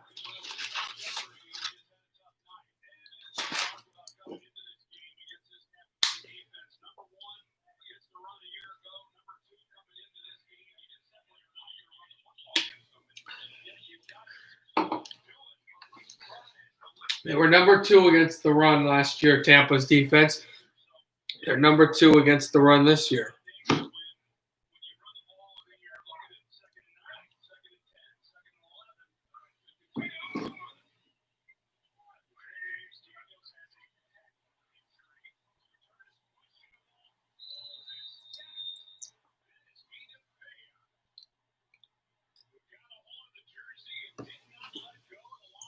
And that was a tackle made.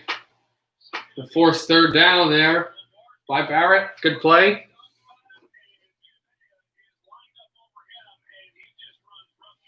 Oh, okay, cool.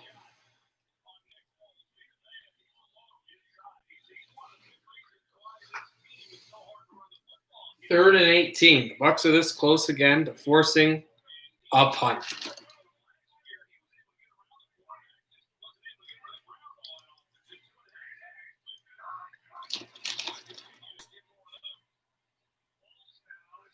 There's a foul coming up as that throw was possibly picked off, but low to the ground.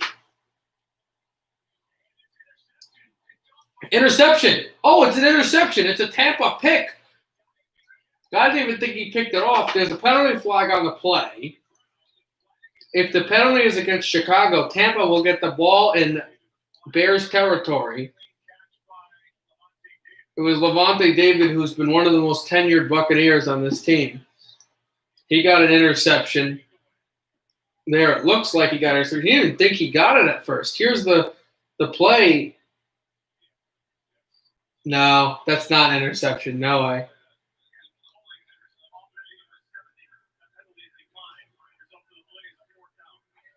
It was an incompletion, not an interception. That ball hit the ground and then went batted down to his arm. But next best thing, they forced a 3-and-out. There's a holding against who dat is Saints fan. It's it was not roughing the passer. The penalty was it was a full star holding, I think, holding call. It's punted down to about the 40-yard line. A flag is on the play.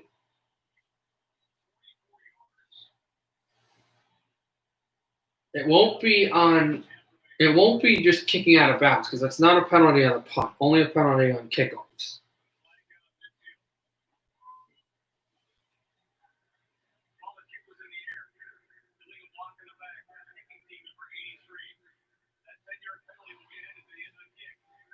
A penalty coming up against the Bears. Another one. Not only was it a bad punt, but it's a block in the back against Chicago, guys. So Tampa gets 15 yards. So that punt goes to the 40. Tampa's going to be at the Chicago 45. So this gets to bad to worse. Bad and worse if you're a Bears fan.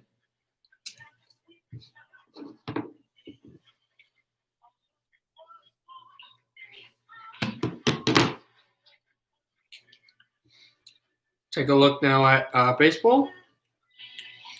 It's over. Or no, yep, it's over. Just ended.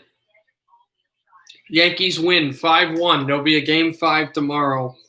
Winner goes to the ALCS against Houston. Yankees tie the series. And Dodgers just have got it just like last time. They were down early. They just got a flurry of runs. It's the top of the third, and they're up by 4.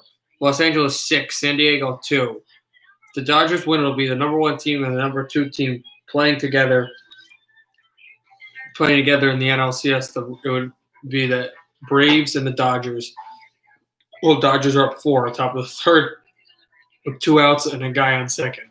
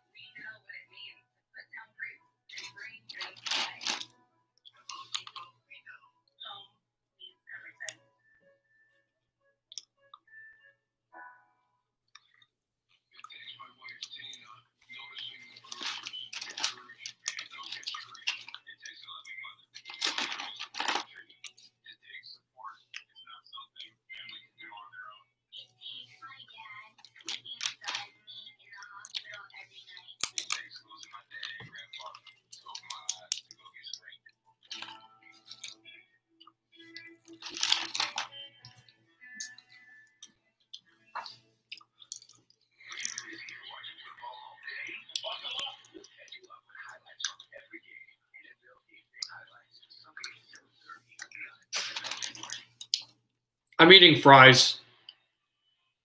No, fries. I'm eating fries. I usually eat when I stream. It's just very comforting to me.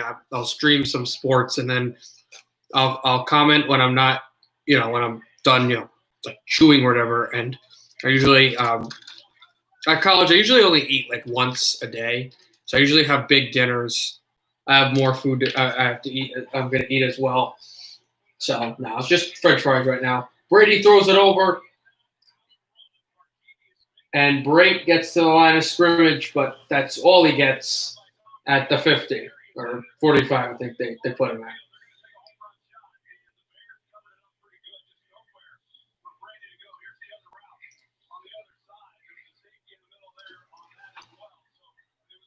Oh.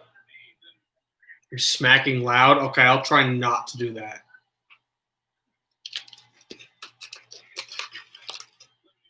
That's a little embarrassing. I'm sorry for that, guys.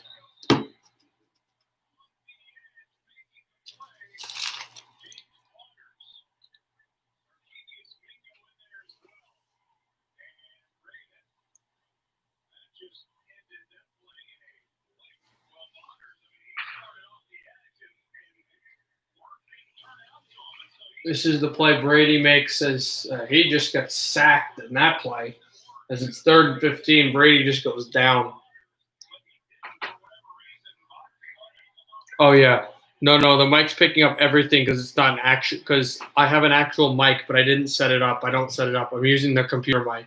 So the mic literally just picks up everything.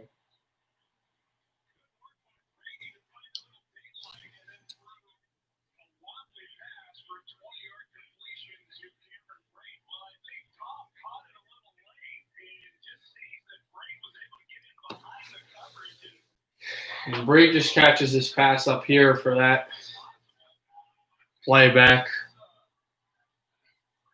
And Bucks get the first down here. Tampa on the 35. 5:20 left in the third. This has been a really fast-moving game. Here's Jones, gets tripped up. Penalty flag coming, and he gets thrown down at the 30. This looks like it'll be a penalty against Chicago. We'll see.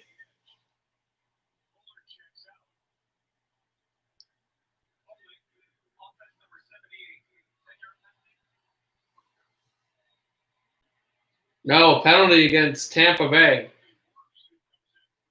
So Wirfs a hold, and the Bucks will march backwards 10 yards.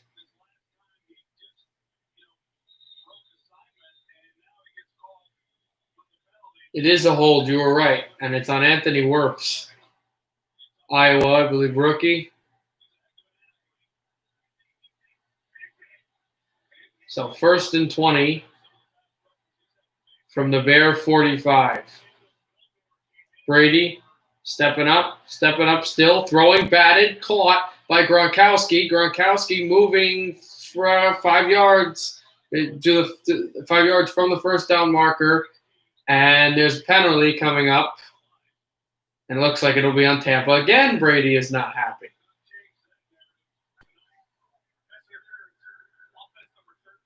Offensive pass interference against Chris Evans. Bucks will move backwards again. No, it's all offensive pass it's offensive pass interference. Evans is really stupid. He pushed 2 Bears in the back. So the Bucks move backwards again. This is what happened on the set of the field goal. You know, they moved backwards twice, but then we're able to get some more yardage. But here, even if they were about 2 yards, like 5 yards away from the first down marker, I don't know how much that would do for them. 1st and 30. Only good thing being it's first down.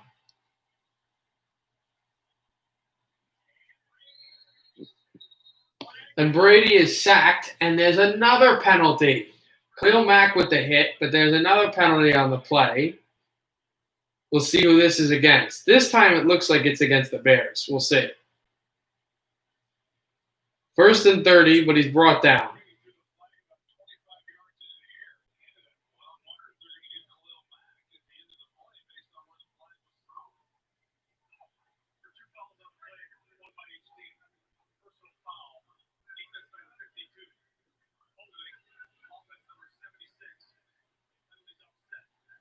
No penalty because Mack. This sack will count because actually no, it will not count. But what happens is Mack committed a penalty, I think hands to the face, and then there was another penalty committed by the offensive line. So they just replay 1st and 30. That's offset. So that's an amount of time. They just have to play it again. So Mack does not get his sack, but he basically does. Here's Brady in the shotgun, 1st and 30, quick screen, throws it, they get to the 50, around the 45-yard line. And so we'll have about, I think that's 10 maybe not 10. But. And there's another penalty flag. This is insane.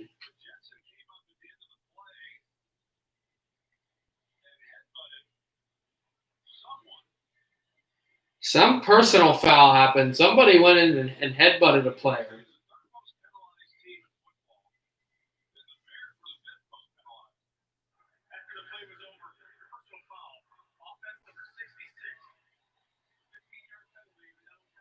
A personal foul against Ryan Jensen for a headbutt. It's the 6th penalty as Jensen is hitting the knee, and then he goes in and he headbutts one of the safeties talking, and the referee immediately separates them, and the flag comes flying out. Arians is not happy, but yeah. So here we go, 2nd and 34. Brady throws to Evans. Evans, stiff arm, and Evans falls down short of the 50. And now it's finally 3rd down. This has stopped the clock a little bit. The clock is currently moving. 3:20 left.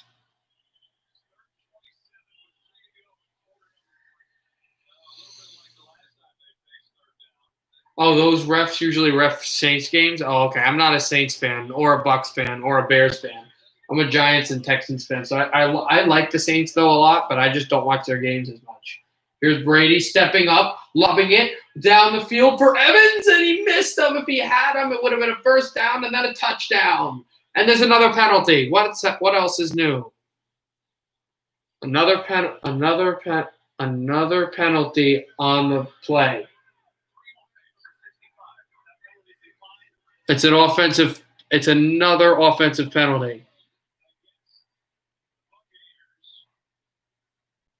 Thank you, Gabriel. I appreciate that. Also Mondays. I'll do Monday Night Football and the Tuesday game today. All the non-Sunday. I can't do Sunday. I have like a radio show I do.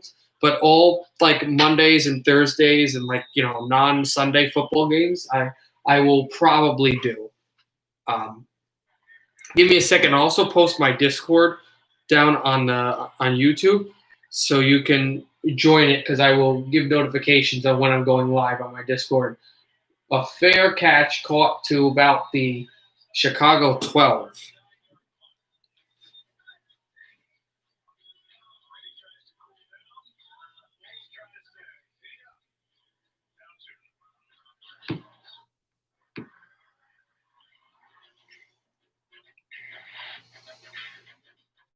Just give me 1 sec.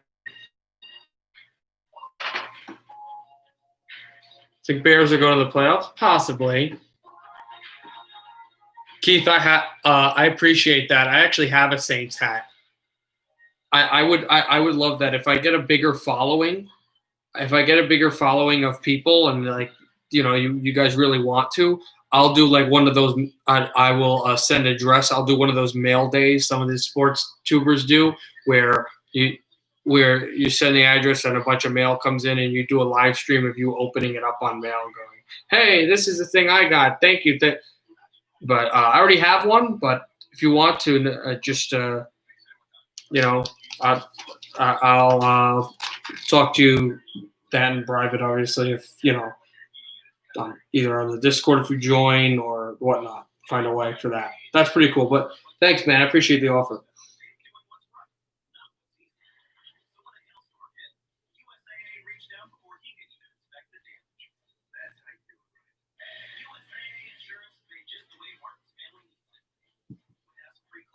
So it's obviously one of those things where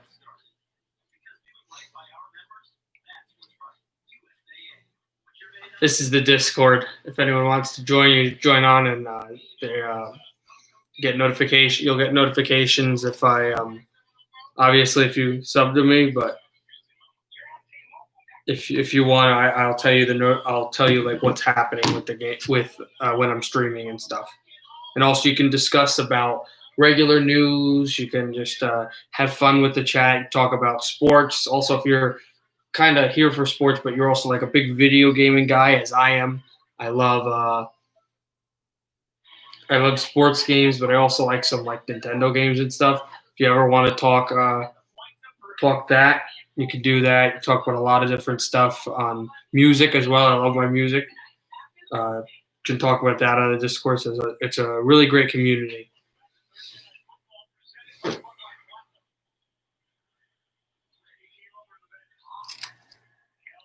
All right, here we go. We're back here.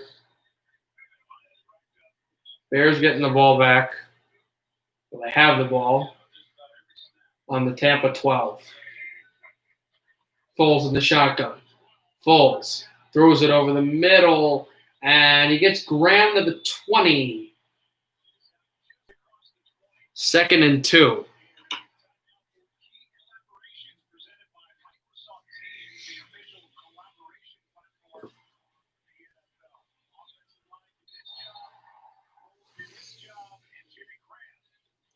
And it was Graham who just caught that ball, is the one that caught that touchdown as well.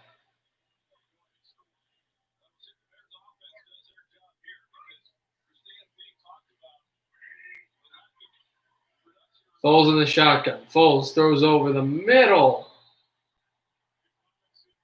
And he has Robinson. Foles right to Robinson and first down Bears.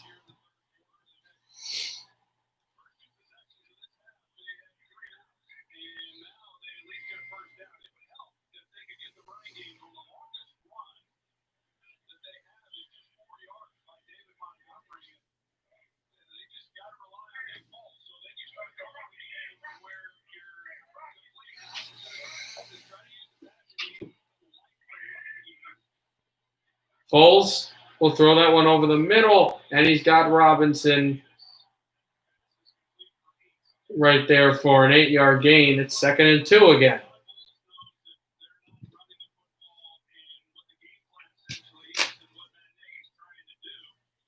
Allen Robinson out there for the catch.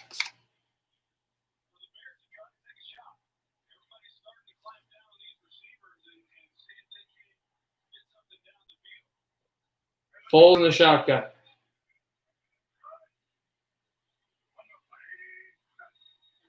Foles fakes the handoff, throws right over there to guess who? Allen Robinson is 3 for 3. And another first down Bears as Robinson is being separated from Davis, who has words. As Davis just threw him down aggressively. You know what this is? Davis is, ever since he had that interception, Davis has been victimized. He's been thrown at, and he's been victimized by this Bears offense. Not like verbally, but they've gone after him, and they've had a lot of success after him. He's pretty angry that this is happening. He's given up a lot of yardage and a lot of targets, and he's kind of letting loose here. But he's got to let loose on the field as Montgomery makes a move. Montgomery just flipped after about a 3-yard gain, and it's 2nd and 7. 2nd and 6, a 4-yard gain at the end of the third quarter. Bears are driving close to midfield. They're down by 2. Tampa Bay 16, Chicago 14.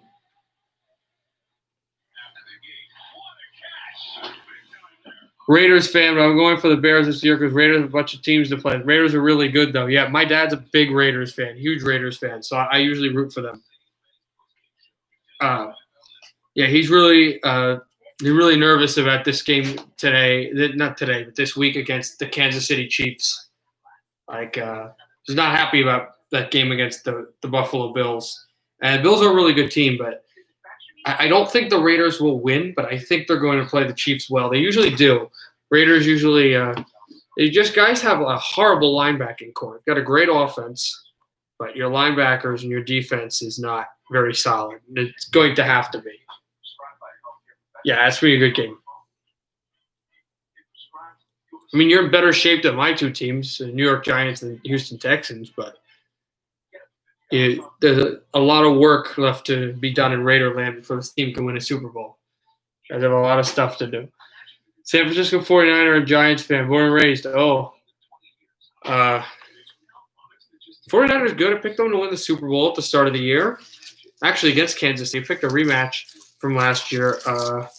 Tough season with the Giants because Giants didn't start that great, but and San Francisco talking, both tough years, but they really rushed to try to get that playoff spot. I thought you had it, but a few losses and just wasn't enough. I mean, who am I to talk? I'm a Mets fan too, so. You're in? Okay, cool. I'm check my Discord right now.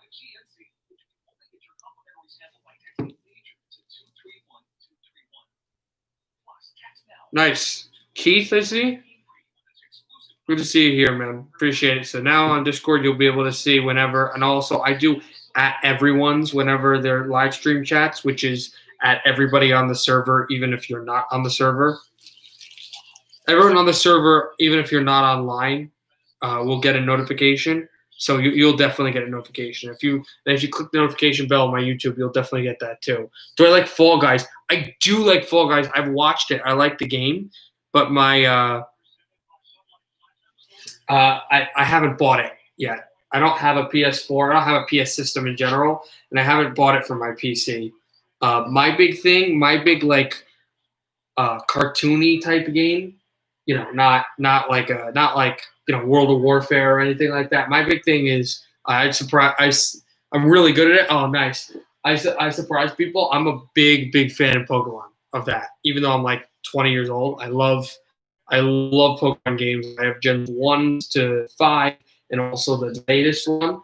So I play that a lot when I'm playing like on my Switch or my Nintendo. But Fall Guys, I like that game. That's a good game. That's a good game. Where am I located at? Montclair State University. Well, I live in Jefferson, New Jersey, which is North Jersey, which is close to New York. But oh, I Cody K13. I didn't say I like Madden as well, but I didn't say Madden. I said Pokemon, like the game with the you catch the guys. That's the game I'm good at on the DS. No, not Madden. I do like Madden, and I am good at Madden, but that's not the game I was talking about. I am in Montclair State. No, I'm in Montclair State in New Jersey, North Jersey, close to Montclair, and I'm a little farther north where I actually live, where I'll be streaming tomorrow night in New Jersey, in Jefferson, New Jersey, which is where I'm from. If you see that blanket underneath the TV, Jefferson Falcons. That's my high school team. That's the high school blanket I got when I graduated at the athletic banquet because I ran cross country, ran track, played basketball. I played sports, so I got that. That's fair. No, I mean I like Madden as well as Fall Guys. Oh, I thought you misinterpreted that I said Madden. I like Madden as well. I like that cartoon game. I like Madden. I like NHL. I like hockey the best. Hockey's my favorite sport. But Madden, yeah. I like Madden as well as Fall Guys. I watched that. I like Fall Guys. I just have never played it. If that makes any sense. I've just watched a lot of people play it on like Twitch and stuff, and it looks really fun, and I enjoy watching it. I just have not bought it or downloaded it. I think of getting in the future. If the game goes to like Nintendo Switch or something, then I'll definitely get it. I might get it on the PC. As Robinson, as we've been talking, the Bears have been driving the ball down the field pretty confidently. The new season came out today for Fall Guys. Oh, nice. The one game that like I'll watch, but I just don't understand the. I mean, I don't understand the hype, but I also don't understand the game is Among Us. And I'm one of those guys that would watch on Twitch, and Among Us is like a huge fad now. I remember when it was just kind of like a little weird game that a few players would play on Twitch. Now it's like everything, and I still don't get it. It doesn't look the new season or Among Us because Among Us doesn't look bad. It's just I'm not criticizing it. I just don't know what's happening. It's hard for me to understand. Again, if you go to the Discord, you can post all this stuff about gaming as the Bears fall on a fumble there right behind the 30. But continue to talk about this stuff. Yeah, Among Us, yeah, it looks fun. It looks good. I just don't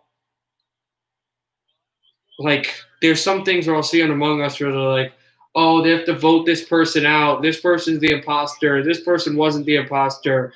And then they go, oh, then they just show the guy getting killed or whatever. Like, I don't get that. Then the second thing I don't get about Among Us, which I think they should change, is like if you don't, if I think if there's a certain amount of imposters and you could vote out the wrong guy and the imposter and everybody else wins, I don't get that. I would make it like to the final two guys. So either you vote out like there's like two people left. You're like and you let everyone who's not playing whose guys are dead already try to just vote them through, be able to vote, and then whoever's either the imposter wins or not the imposter will win. I don't like that. There's like six people, and then the not imposter is voted out. If that makes any sense, while I ramble, and then there's like five people left, and the game's over. I don't get that part. It does look fun though. Bucks are signaling at the Bears for a false start.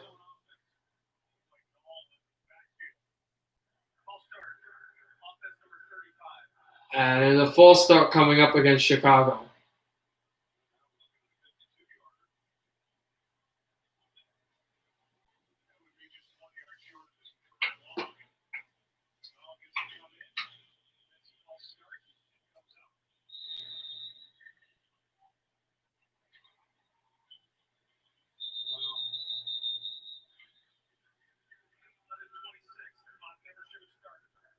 Now there's a whistle because they have to look at the clock. Apparently the clock started when it shouldn't have. So here we go again. 3rd and 29.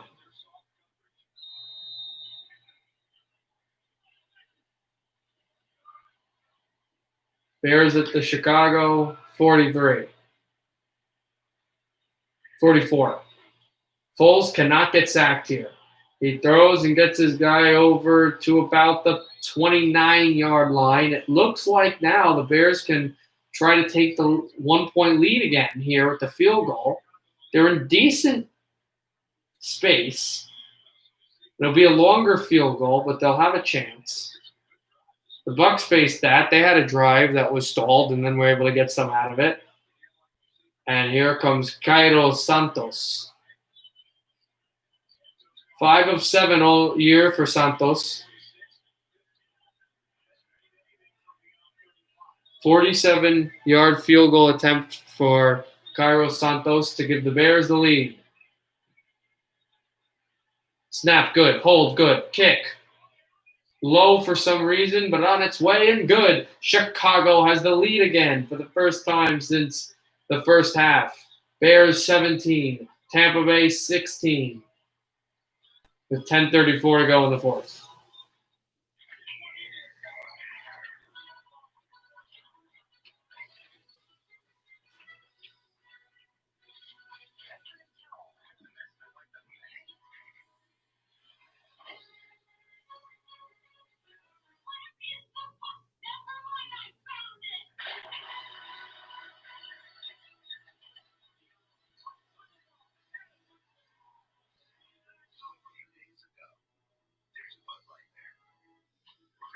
So we'll see how that ends up going.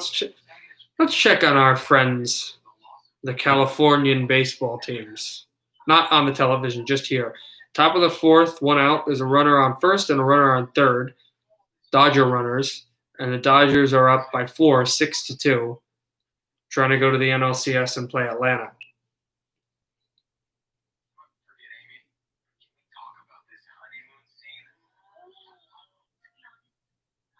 The ALCS actually will start first. It'll start on Sunday between the Astros and the winner of Game 5 tomorrow. But so there will be a day without baseball if LA wins, and that'll be Saturday. So the NLCS would start later. NLCS start on Monday.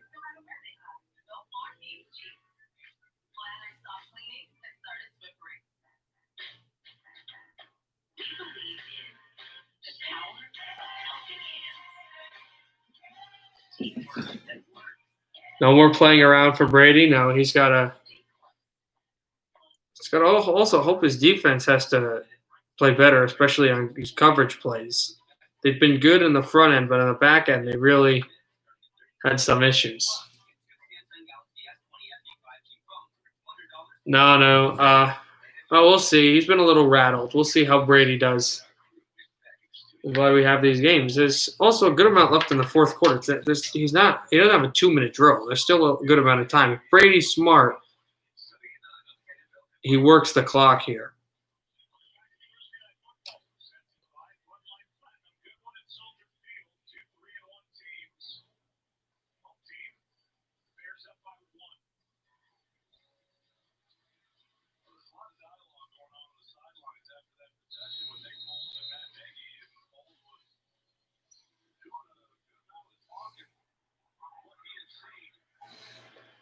Kick taken at the 1. Bucs will bring it out to about the 27 of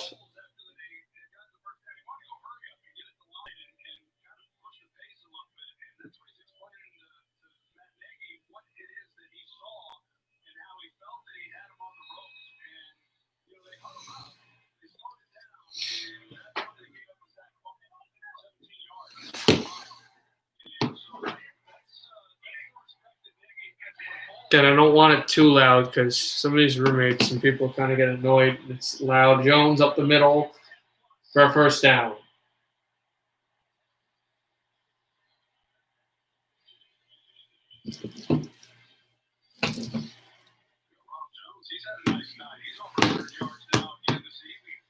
Jones just pushing with his body, just putting it. Yeah, I'm in college.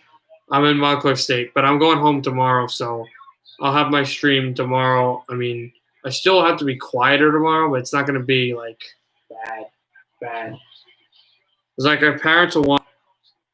My parents will want to be quiet, but my parents are going to be more concerned that I'm like up or having TV on than so much that I'm loud and they can't study or something.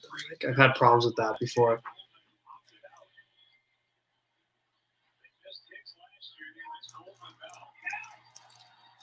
Haha, replay Boot Sports Talk. It's funny. Brady stepping away, throwing over the middle, and that was deflected, and a penalty flag as Gronkowski went down. On 2nd and 6, and this looks like it may come against the Bears.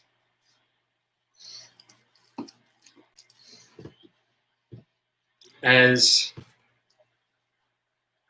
the Californian tight end dove for the ball and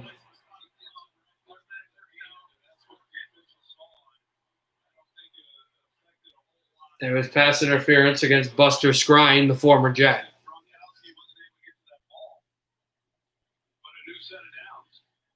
Pirates of the Caribbean game. I have not seen it. I have not seen the game. I don't know. Roquan Smith goes down, makes a stop for 2nd down and short and long, but I don't know too much really about. I know Johnny Depp is the actor, but I don't know too much about the game. I don't know that much. I might check it out. I'm a big fan of like my biggest fan of Pirates of the Caribbean stuff is their music. I love their music, especially with the soundtrack, because their one song, that theme has been put into a song by a metal band. I love. Just hold on a second after this play. I'll explain some more. Gronkowski off the screen. Gronkowski made a move. Gronkowski to the 30. Gronkowski down about the 27 of Chicago. The Bucs are marching. The soundtrack of that got put into a song of one of my favorite metal bands, Ailstorm. I wanted a song called No Quarter, and that band makes a lot of like it's called pirate metal. Basically, it's metal, but they sing about pirates. They have the bells and the stuff that sound like Pirates of the Caribbean stuff. So anyway, I like some of the scenes, and I like a lot of the music and the soundtrack. But I don't know too much anything else about Pirates of Caribbean, and I definitely don't know this game, but I might check it out.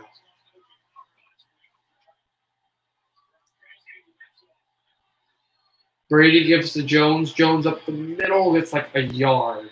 It's 2nd and 9. Now again, they're in deep field goal range, and if they can go and get a field goal, they can.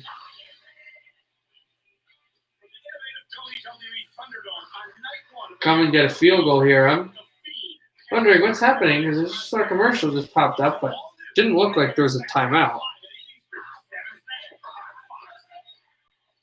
It wasn't. It was just a sponsored ad necessary. I meant should have. Should not have been PI. Or, okay. Bucks at the Chicago 25. Bears rush. Brady over the middle. Finds break. 1st down at the 18-yard line. So 16-yard line. It's funny, the Bucs are so deep at tight end. We've got 3 tight ends here, and that's not counting O.J. Howard. We've got Brady. There was another backup. I forgot his name. He was there. Brady took a huge hit, as well as Rob Gronkowski.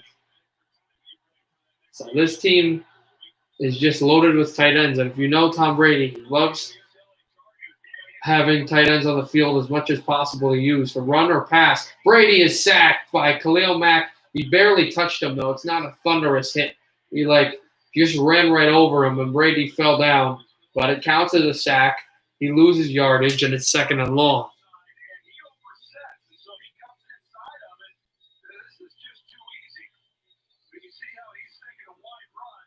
And Brady just falls down. He buckles his leg. Completely falls to the turf. I wouldn't even call it a Mac attack. Mac gets the sack. He's hyped about it, but really wasn't. It just his speed outrushed Brady, and Brady is not a really athletic guy. Blitz, blitz, blitz. That's how Chicago will win. They're doing that now. Brady's rush, throws, and tipped. As he was looking for Jones, it's third down. With 5:37 left in the fourth quarter. So this is crunch time. If the Bears can force a fourth down, it will probably be just a field goal kick, which would give the Bucs a 19-17 lead. And then the Bears, what you do is you come up with a long drive to take the lead and give Tom Brady as minimal of time as possible to run the offense. I don't think they can keep the ball for like 4 minutes, but they can keep the ball close there as it is caught close to the first down yard line marker for Gronkowski. Now, if you're Tampa, he is short of the first down marker. Do you go for the first down here on 4th and 1, or do you kick a field goal? They're going to go for the field goal. Though on 4th and 1 for Tampa, I would go for it. Because the Bears would be back deep in the end zone, and you have a lot of good plays that'll work on 4th down. They went for 4th down on their 15-yard line. They won't go 4th down on the Bears' 15. Here's the kick. It's good. Tampa Bay 19, Chicago 17, 4:49 to go in the fourth. It's a 2-point lead for the Bucs. There's still a few things Americans can agree on. The importance of speed, hard work, great outdoors. I would have went for it, really. Like, the Bears aren't going to stop anything that the Bucs are going to throw at them, and even if they do, okay, you give the ball up on downs on the Bears are on their 13-yard line.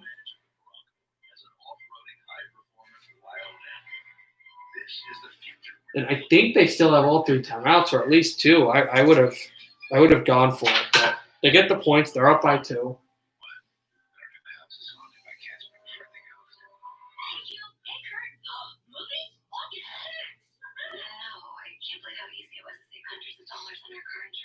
Also, only 36 combined points. Like, you would have thought that maybe at the end of this game, maybe Tampa would have 36 points, but no, it's 36 combined points, 19-17, really low scoring. Yeah, Gronk had a lot of targets there. He's been playing pretty well. Rob Gronkowski has, and so we'll see what happens quarter-wise. Let's check up on baseball. This is just insane. The Dodgers are up 7-2 at the bottom of the fourth. So San Diego's 6-2 business with the Cardinals. It's not working against the best team in baseball. This team was engineered to win the World Series.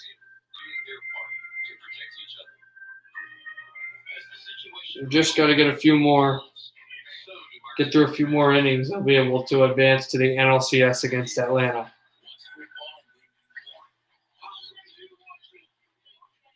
I would have done a fake kick if I was playing Sega's Joe Montana's football. Yeah, but this is real life.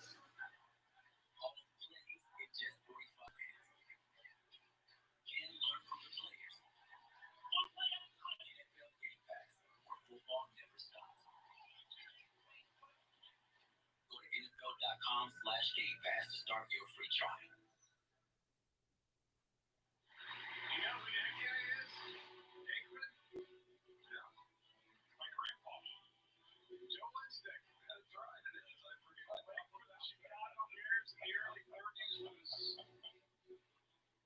He was on George Hallis's personally picked all-time Bears team, so that's where you get all your athleticism. Absolutely. And my hairline. Joe Lindstedt, my office in Island back in St. Louis, kicked a 94-yard punt in Polo Grounds. Kicked out of the end zone. And the Bears will move to the 25-yard line. down by 2. We'll see if they can get a game-winning drive going here. They've got 3 timeouts. They've got the 2-minute warnings. They've got plenty of time. As does Tampa, 3 timeouts. So clearly the team that's going to have the momentum and the team that's going to have, that time is going to be the one with the ball last.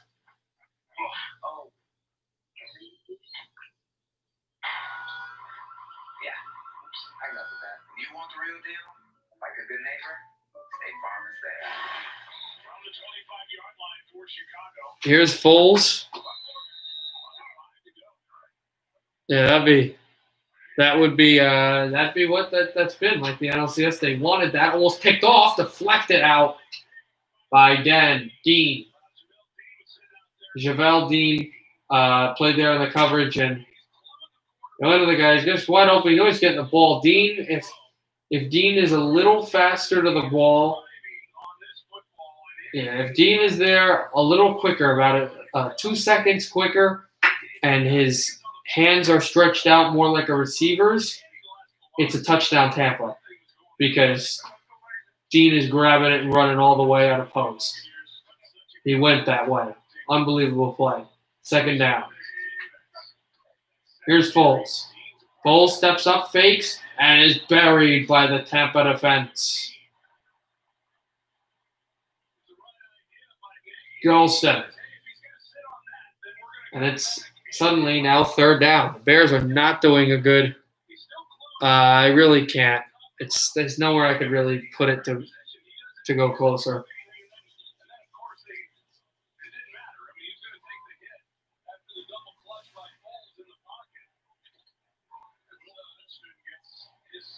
"36 dropbacks, 3 sacks, 6 knockdowns against Foles tonight."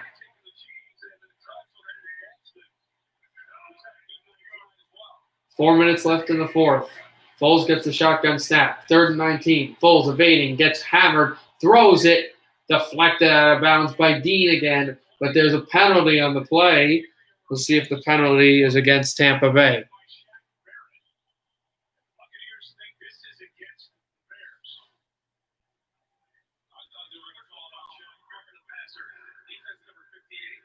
Oh, big penalty against Tampa. Roughing the passer. Yep. Roughing the passer. When he got hammered, I thought that was just a quarterback hit. No, it's a penalty against Barrett, and they got the defensive play at the sideline they need. So the Bears get a 1st down by virtue of a Tampa Bay mishap. Again, all the Bears need is 3 points. They're down by 2. I think also that Barrett got this penalty wasn't so much that it was late, but that it was just so high. Yeah, I'm not a big fan of that as a penalty either. As Mike Pereira, his name is, didn't like it. Shotgun snap, Foles is hit, and he finds a man for a yard. Anthony Miller.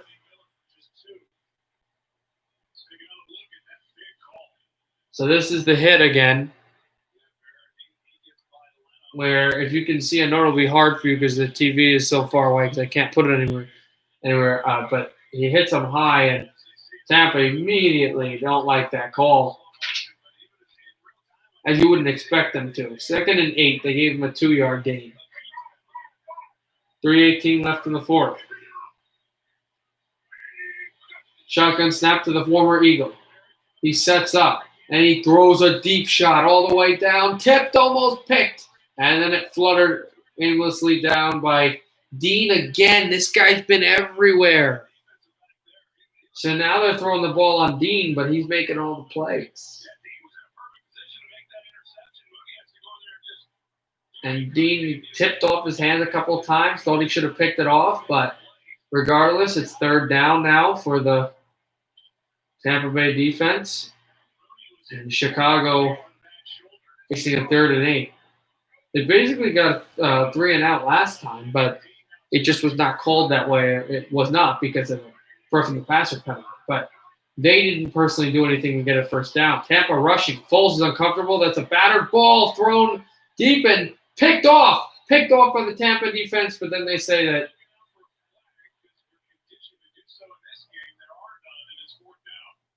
that's an incompletion and not a pick. At 2:59 to go. There's a throw as Donovan Sue made a rush at Nick Foles and just slapped his arm down. But he takes a hit, and this pass is, they said it hit the ground before it popped up into the defensive lineman's hands. It's getting windy here. Big 3 hurricane hitting Los Angeles tomorrow. Busy storm season. Praying people are okay. Oh, my God. I hope everything will be fine. LA, I think you mean Louisiana, right? Yeah, we hope, obviously. I'm praying for all you guys. It's tough. Obviously, there's nothing to say. This state is just where it's located geographically. Nothing you can say about it, but the fact that it's always been in that rough area, and people have just had their lives ruined by these tropical storms, natural disasters, and pray for those people that no one will be at all affected. Hopefully, I'm there with you, man. I live in New Jersey. We've got a couple of storms, but nothing like that. You guys get so many natural disasters. It's insane. But here's a hit behind the play. Bears get a rush. It's Brent Urban makes it 2nd and long for the Bucs. 2:43 left. The Bears are going to want to get Brady off the field immediately, and they're also going to want to spend all their timeouts before the 2-minute warning as they make their first. So, the key here on 3rd down, if they don't get a first down here and it's 3rd down, then that timeout comes. And after 3rd down, that 3rd timeout will come. We'll see where the clock is at. I think if you're Brady, as he's getting some of these this call and the ref, I think if you're Brady, you go for the first down right now. Like you don't just try to get yards. You go for the play that you think can get you a first down, because even if you do get a first down, Chicago will call timeout, but it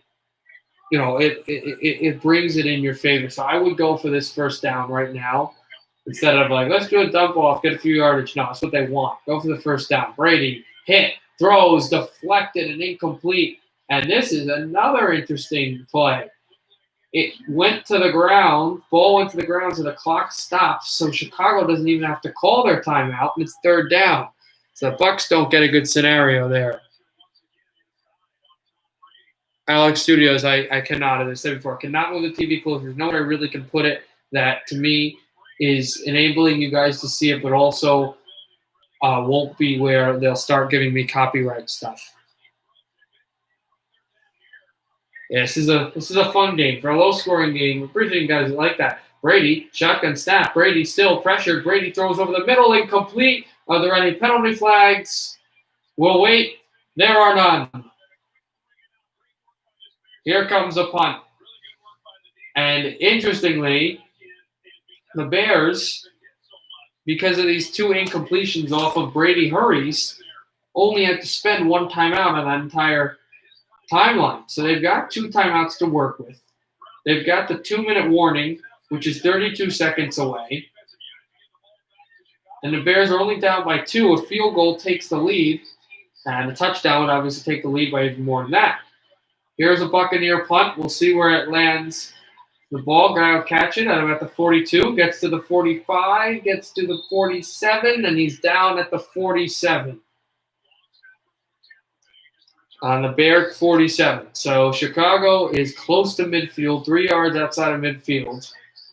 And with 2:21 to go, they will try what they hope will be their game-winning drive.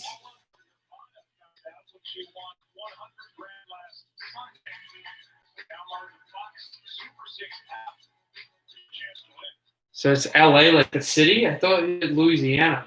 Because I'm don't know. I'm just trying to picture LA, the city. If it is actually Los Angeles, wow, that's crazy too. And, same thing there with natural disasters. Montgomery gets the ball, the 48? Yeah.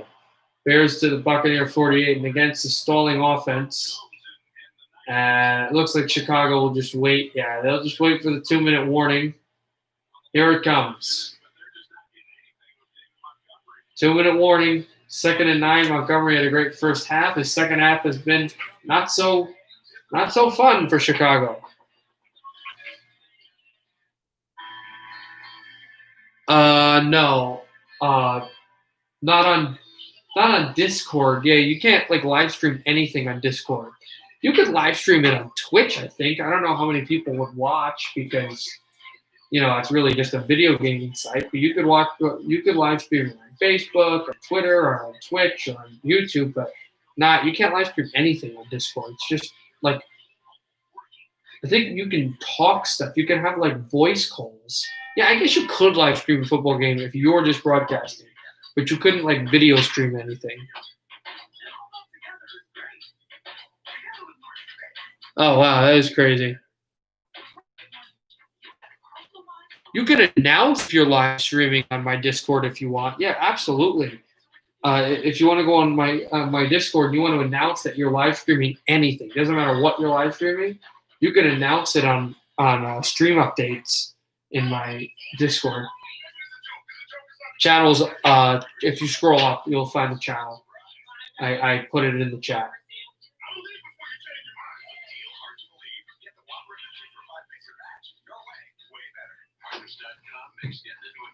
Happy we got your YouTube, man. Also, man, keep up the good work. Thanks. Thank you for that. Seahawks, yeah, Seahawks are good. I've been on YouTube for the past 2 years. It mainly started as a hockey channel. This is mainly a hockey channel, but if I have the opportunity to do some streams on other sports, I will take that up.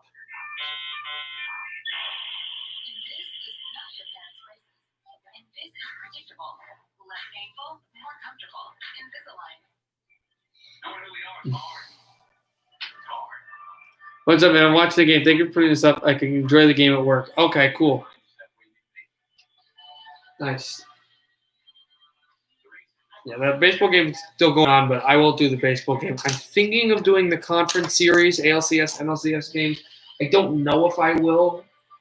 I'm still undecided. I'm leaning towards no, but I'm not sure. I will do the World Series, though. I'll definitely do the World Series games.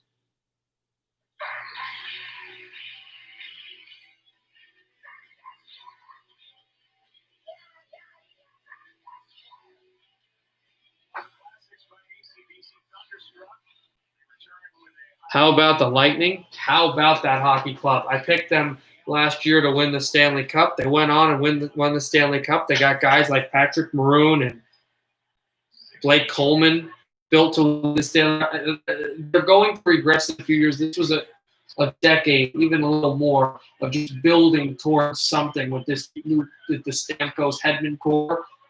And it took them 13, 14 years to do it, but they got it done. They're at the top of the mountain. They're going down, in my opinion. But since they got it done, this is tipped over the head of Graham, third down, over where field goal range is listed, and it stops the clock again. No timeout taken because there's none needed.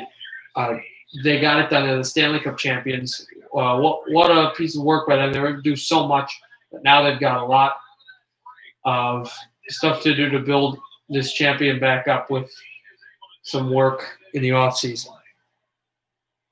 I cannot, as I've said, put this closer.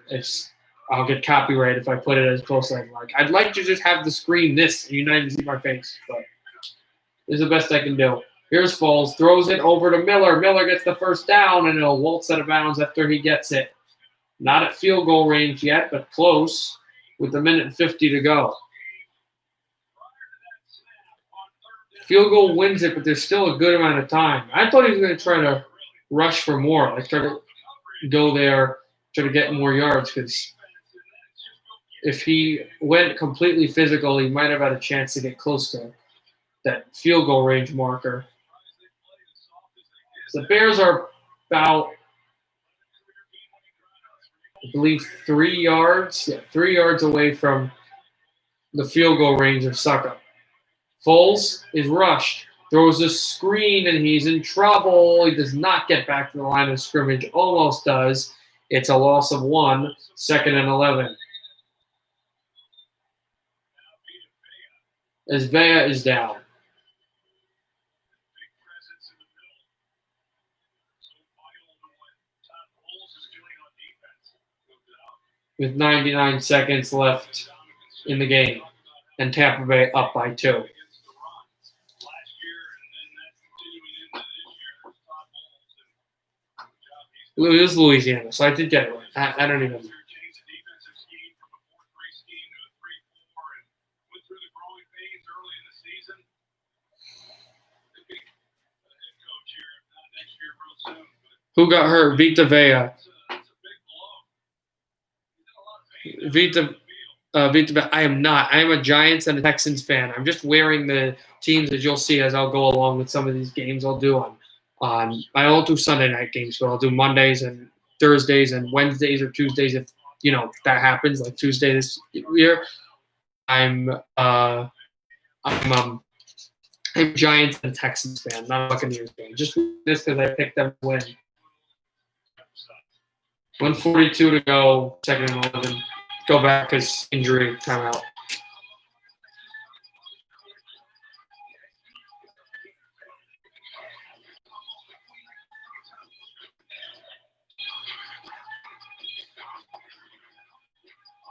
Thanks, man. So I'm not a Buccaneers fan. Do like Tom Brady though, which most people don't, especially in my area, North Jersey. But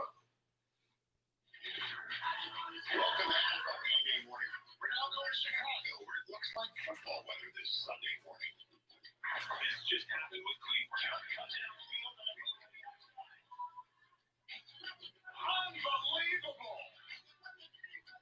Wrapping up your Sunday night, this is Game Day Final. We got you covered from morning to night.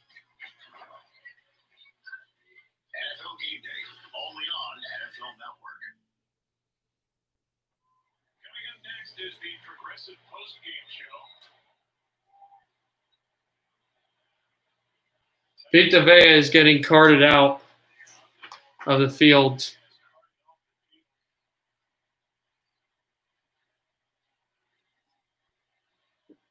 Brady cried tonight. Oh, nice. Thanks for that.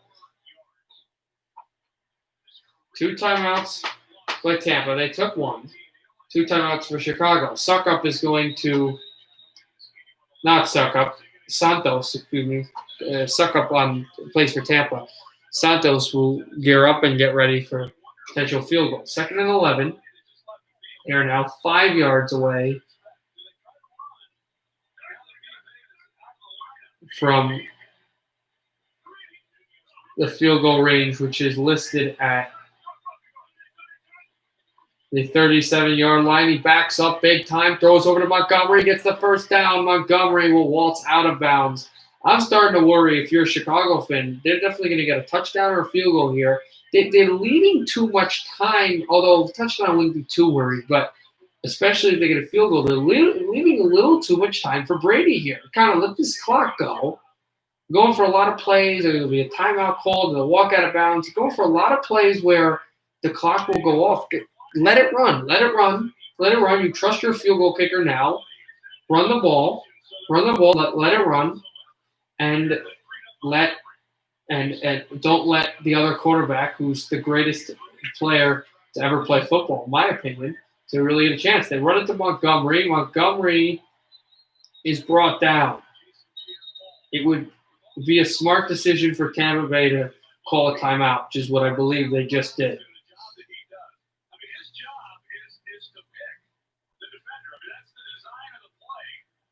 And he gets a gain on it. He gets a few yards gains. This is the pass to Montgomery.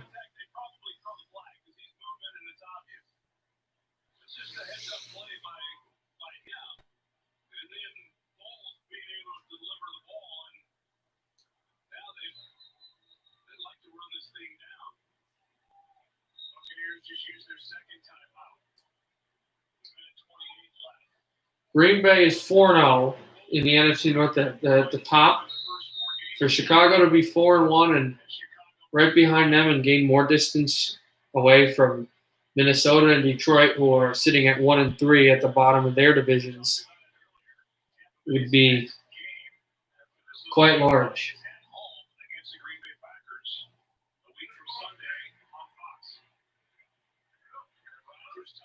Next week, Tampa Bay plays the Green Bay Packers. Foles is rushed. Foles throws. Caught. Robinson dropped it. Robinson had it. He lost Davis, who is a little frustrated. But Davis, as if you've watched his stream, we pretty much know that Davis has been frustrated for a long time because they keep on getting at him and they keep on making passes on him. This time, it's just enough to get past Robinson, but he almost gave up a huge pass again. But this time, Allen Robinson cannot catch the ball up there. It's 3rd and 9. They're in prime field goal range. 1:22 to go. Here's Foles. Foles stepping up, throwing over the middle. He's got Miller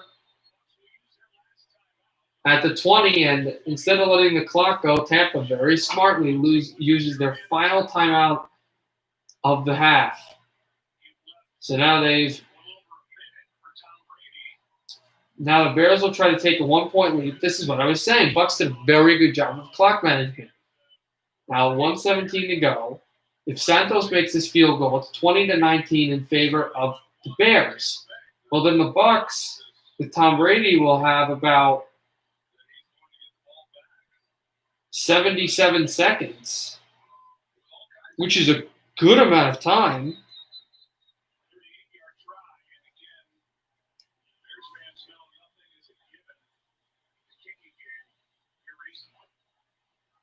To get a touchdown or a field goal or really any type of point. Here's Santos. They have 2 timeouts if this kick is missed or blocked. The Bears, which is decent. You'd like 3, but they do have 2. Here's Santos right up the middle as Tampa was rushing for a block. Chicago 20, Tampa Bay 19. Ready for 73 seconds of fast-paced football. 1:13 left in the 4th quarter. And Brady's going to get the ball back down a point.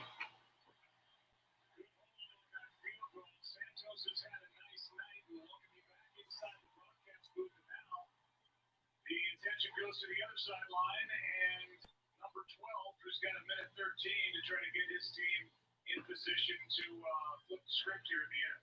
Yeah, and the thing about it is that I just the Bucs have had games where they've imploded. They have games where they've found ways to score game-ending points midway in the 4th quarter.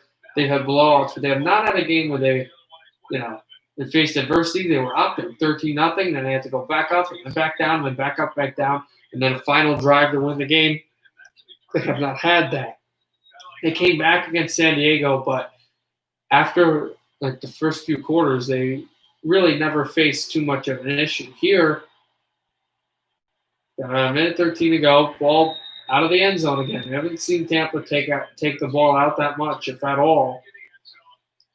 So now Brady's going to get the ball at the 25-yard line. He has to get a field goal.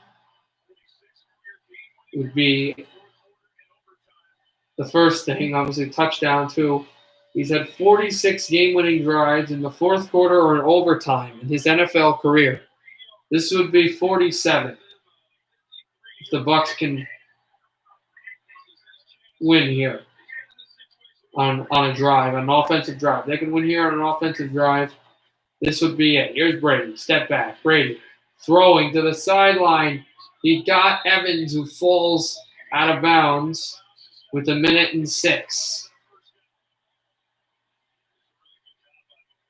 Mike Evans just turned Johnson around, went right to the football, and clearly a first down.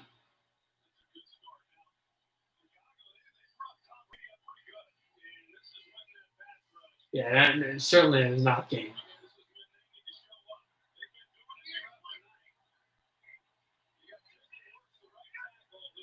Brady stepping up. Brady has a bit of a clean pocket, and he throws towards Evans, and that is just not a good ball thrown. Out of bounds, it's 2nd down. Johnson with the coverage. The kicker is Ryan Suckup. Gabriel. Ryan Suckup. Suckup for Tampa. Santos for Chicago.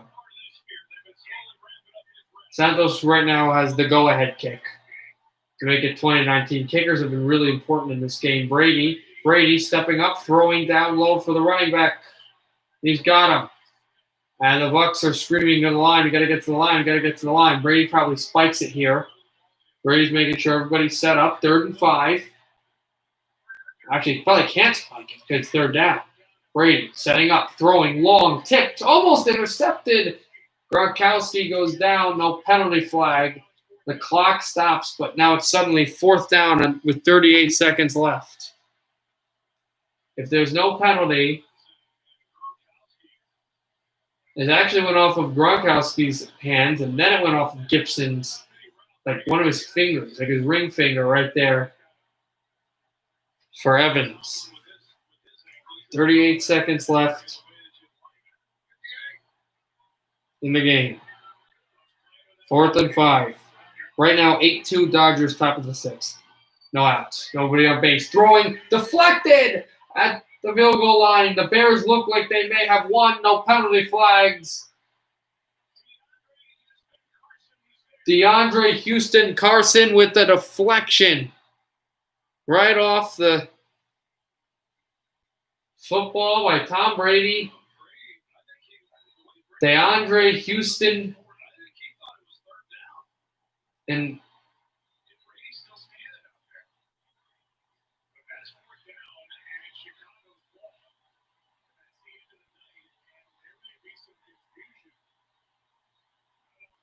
Brady off DeAndre Houston Carson. Brady's yelling 4th down. 4th down, but no, it's not. He thought that he's getting ready for 4th down, but this is 4th down. So Brady goes to the bench, and unless Chicago messes up this final knee, there's a fumble, something happens, the game will be over. All he has to do is take one knee down, Nick Foles does, and beat Tom Brady again. He does.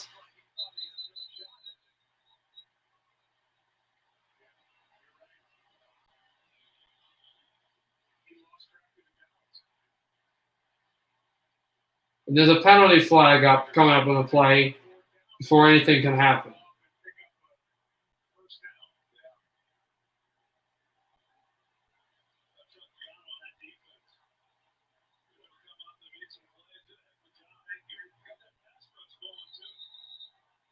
There's no penalty.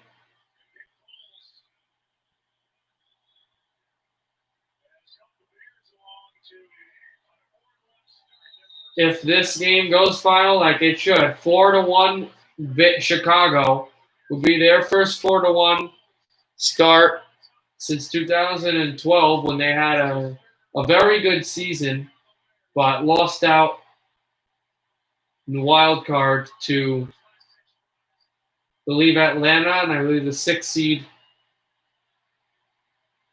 seed Detroit as well. Chicago finished 3rd in the division ahead of Minnesota that year, but behind Detroit and Green Bay, who had the best record in football. But this year, they are 4-1. They beat Tom Brady and the Bucs in thrilling fashion, 20-19. Chicago wins. And the Bucs have soul searching as Brady throws the iPad.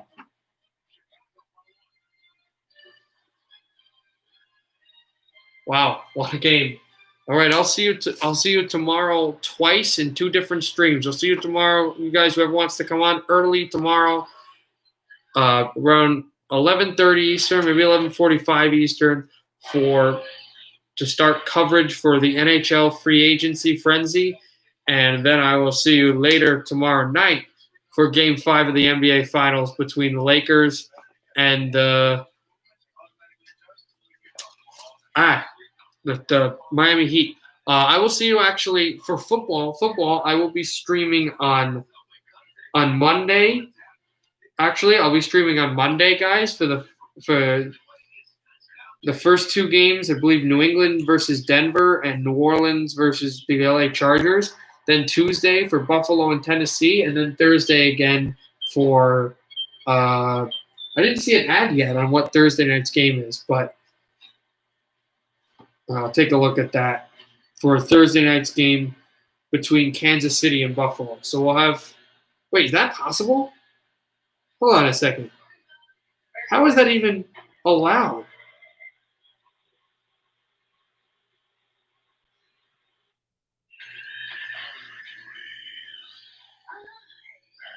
The Bills are playing on the 13th and the 15th? That's weird. But whatever. I'll see you tomorrow for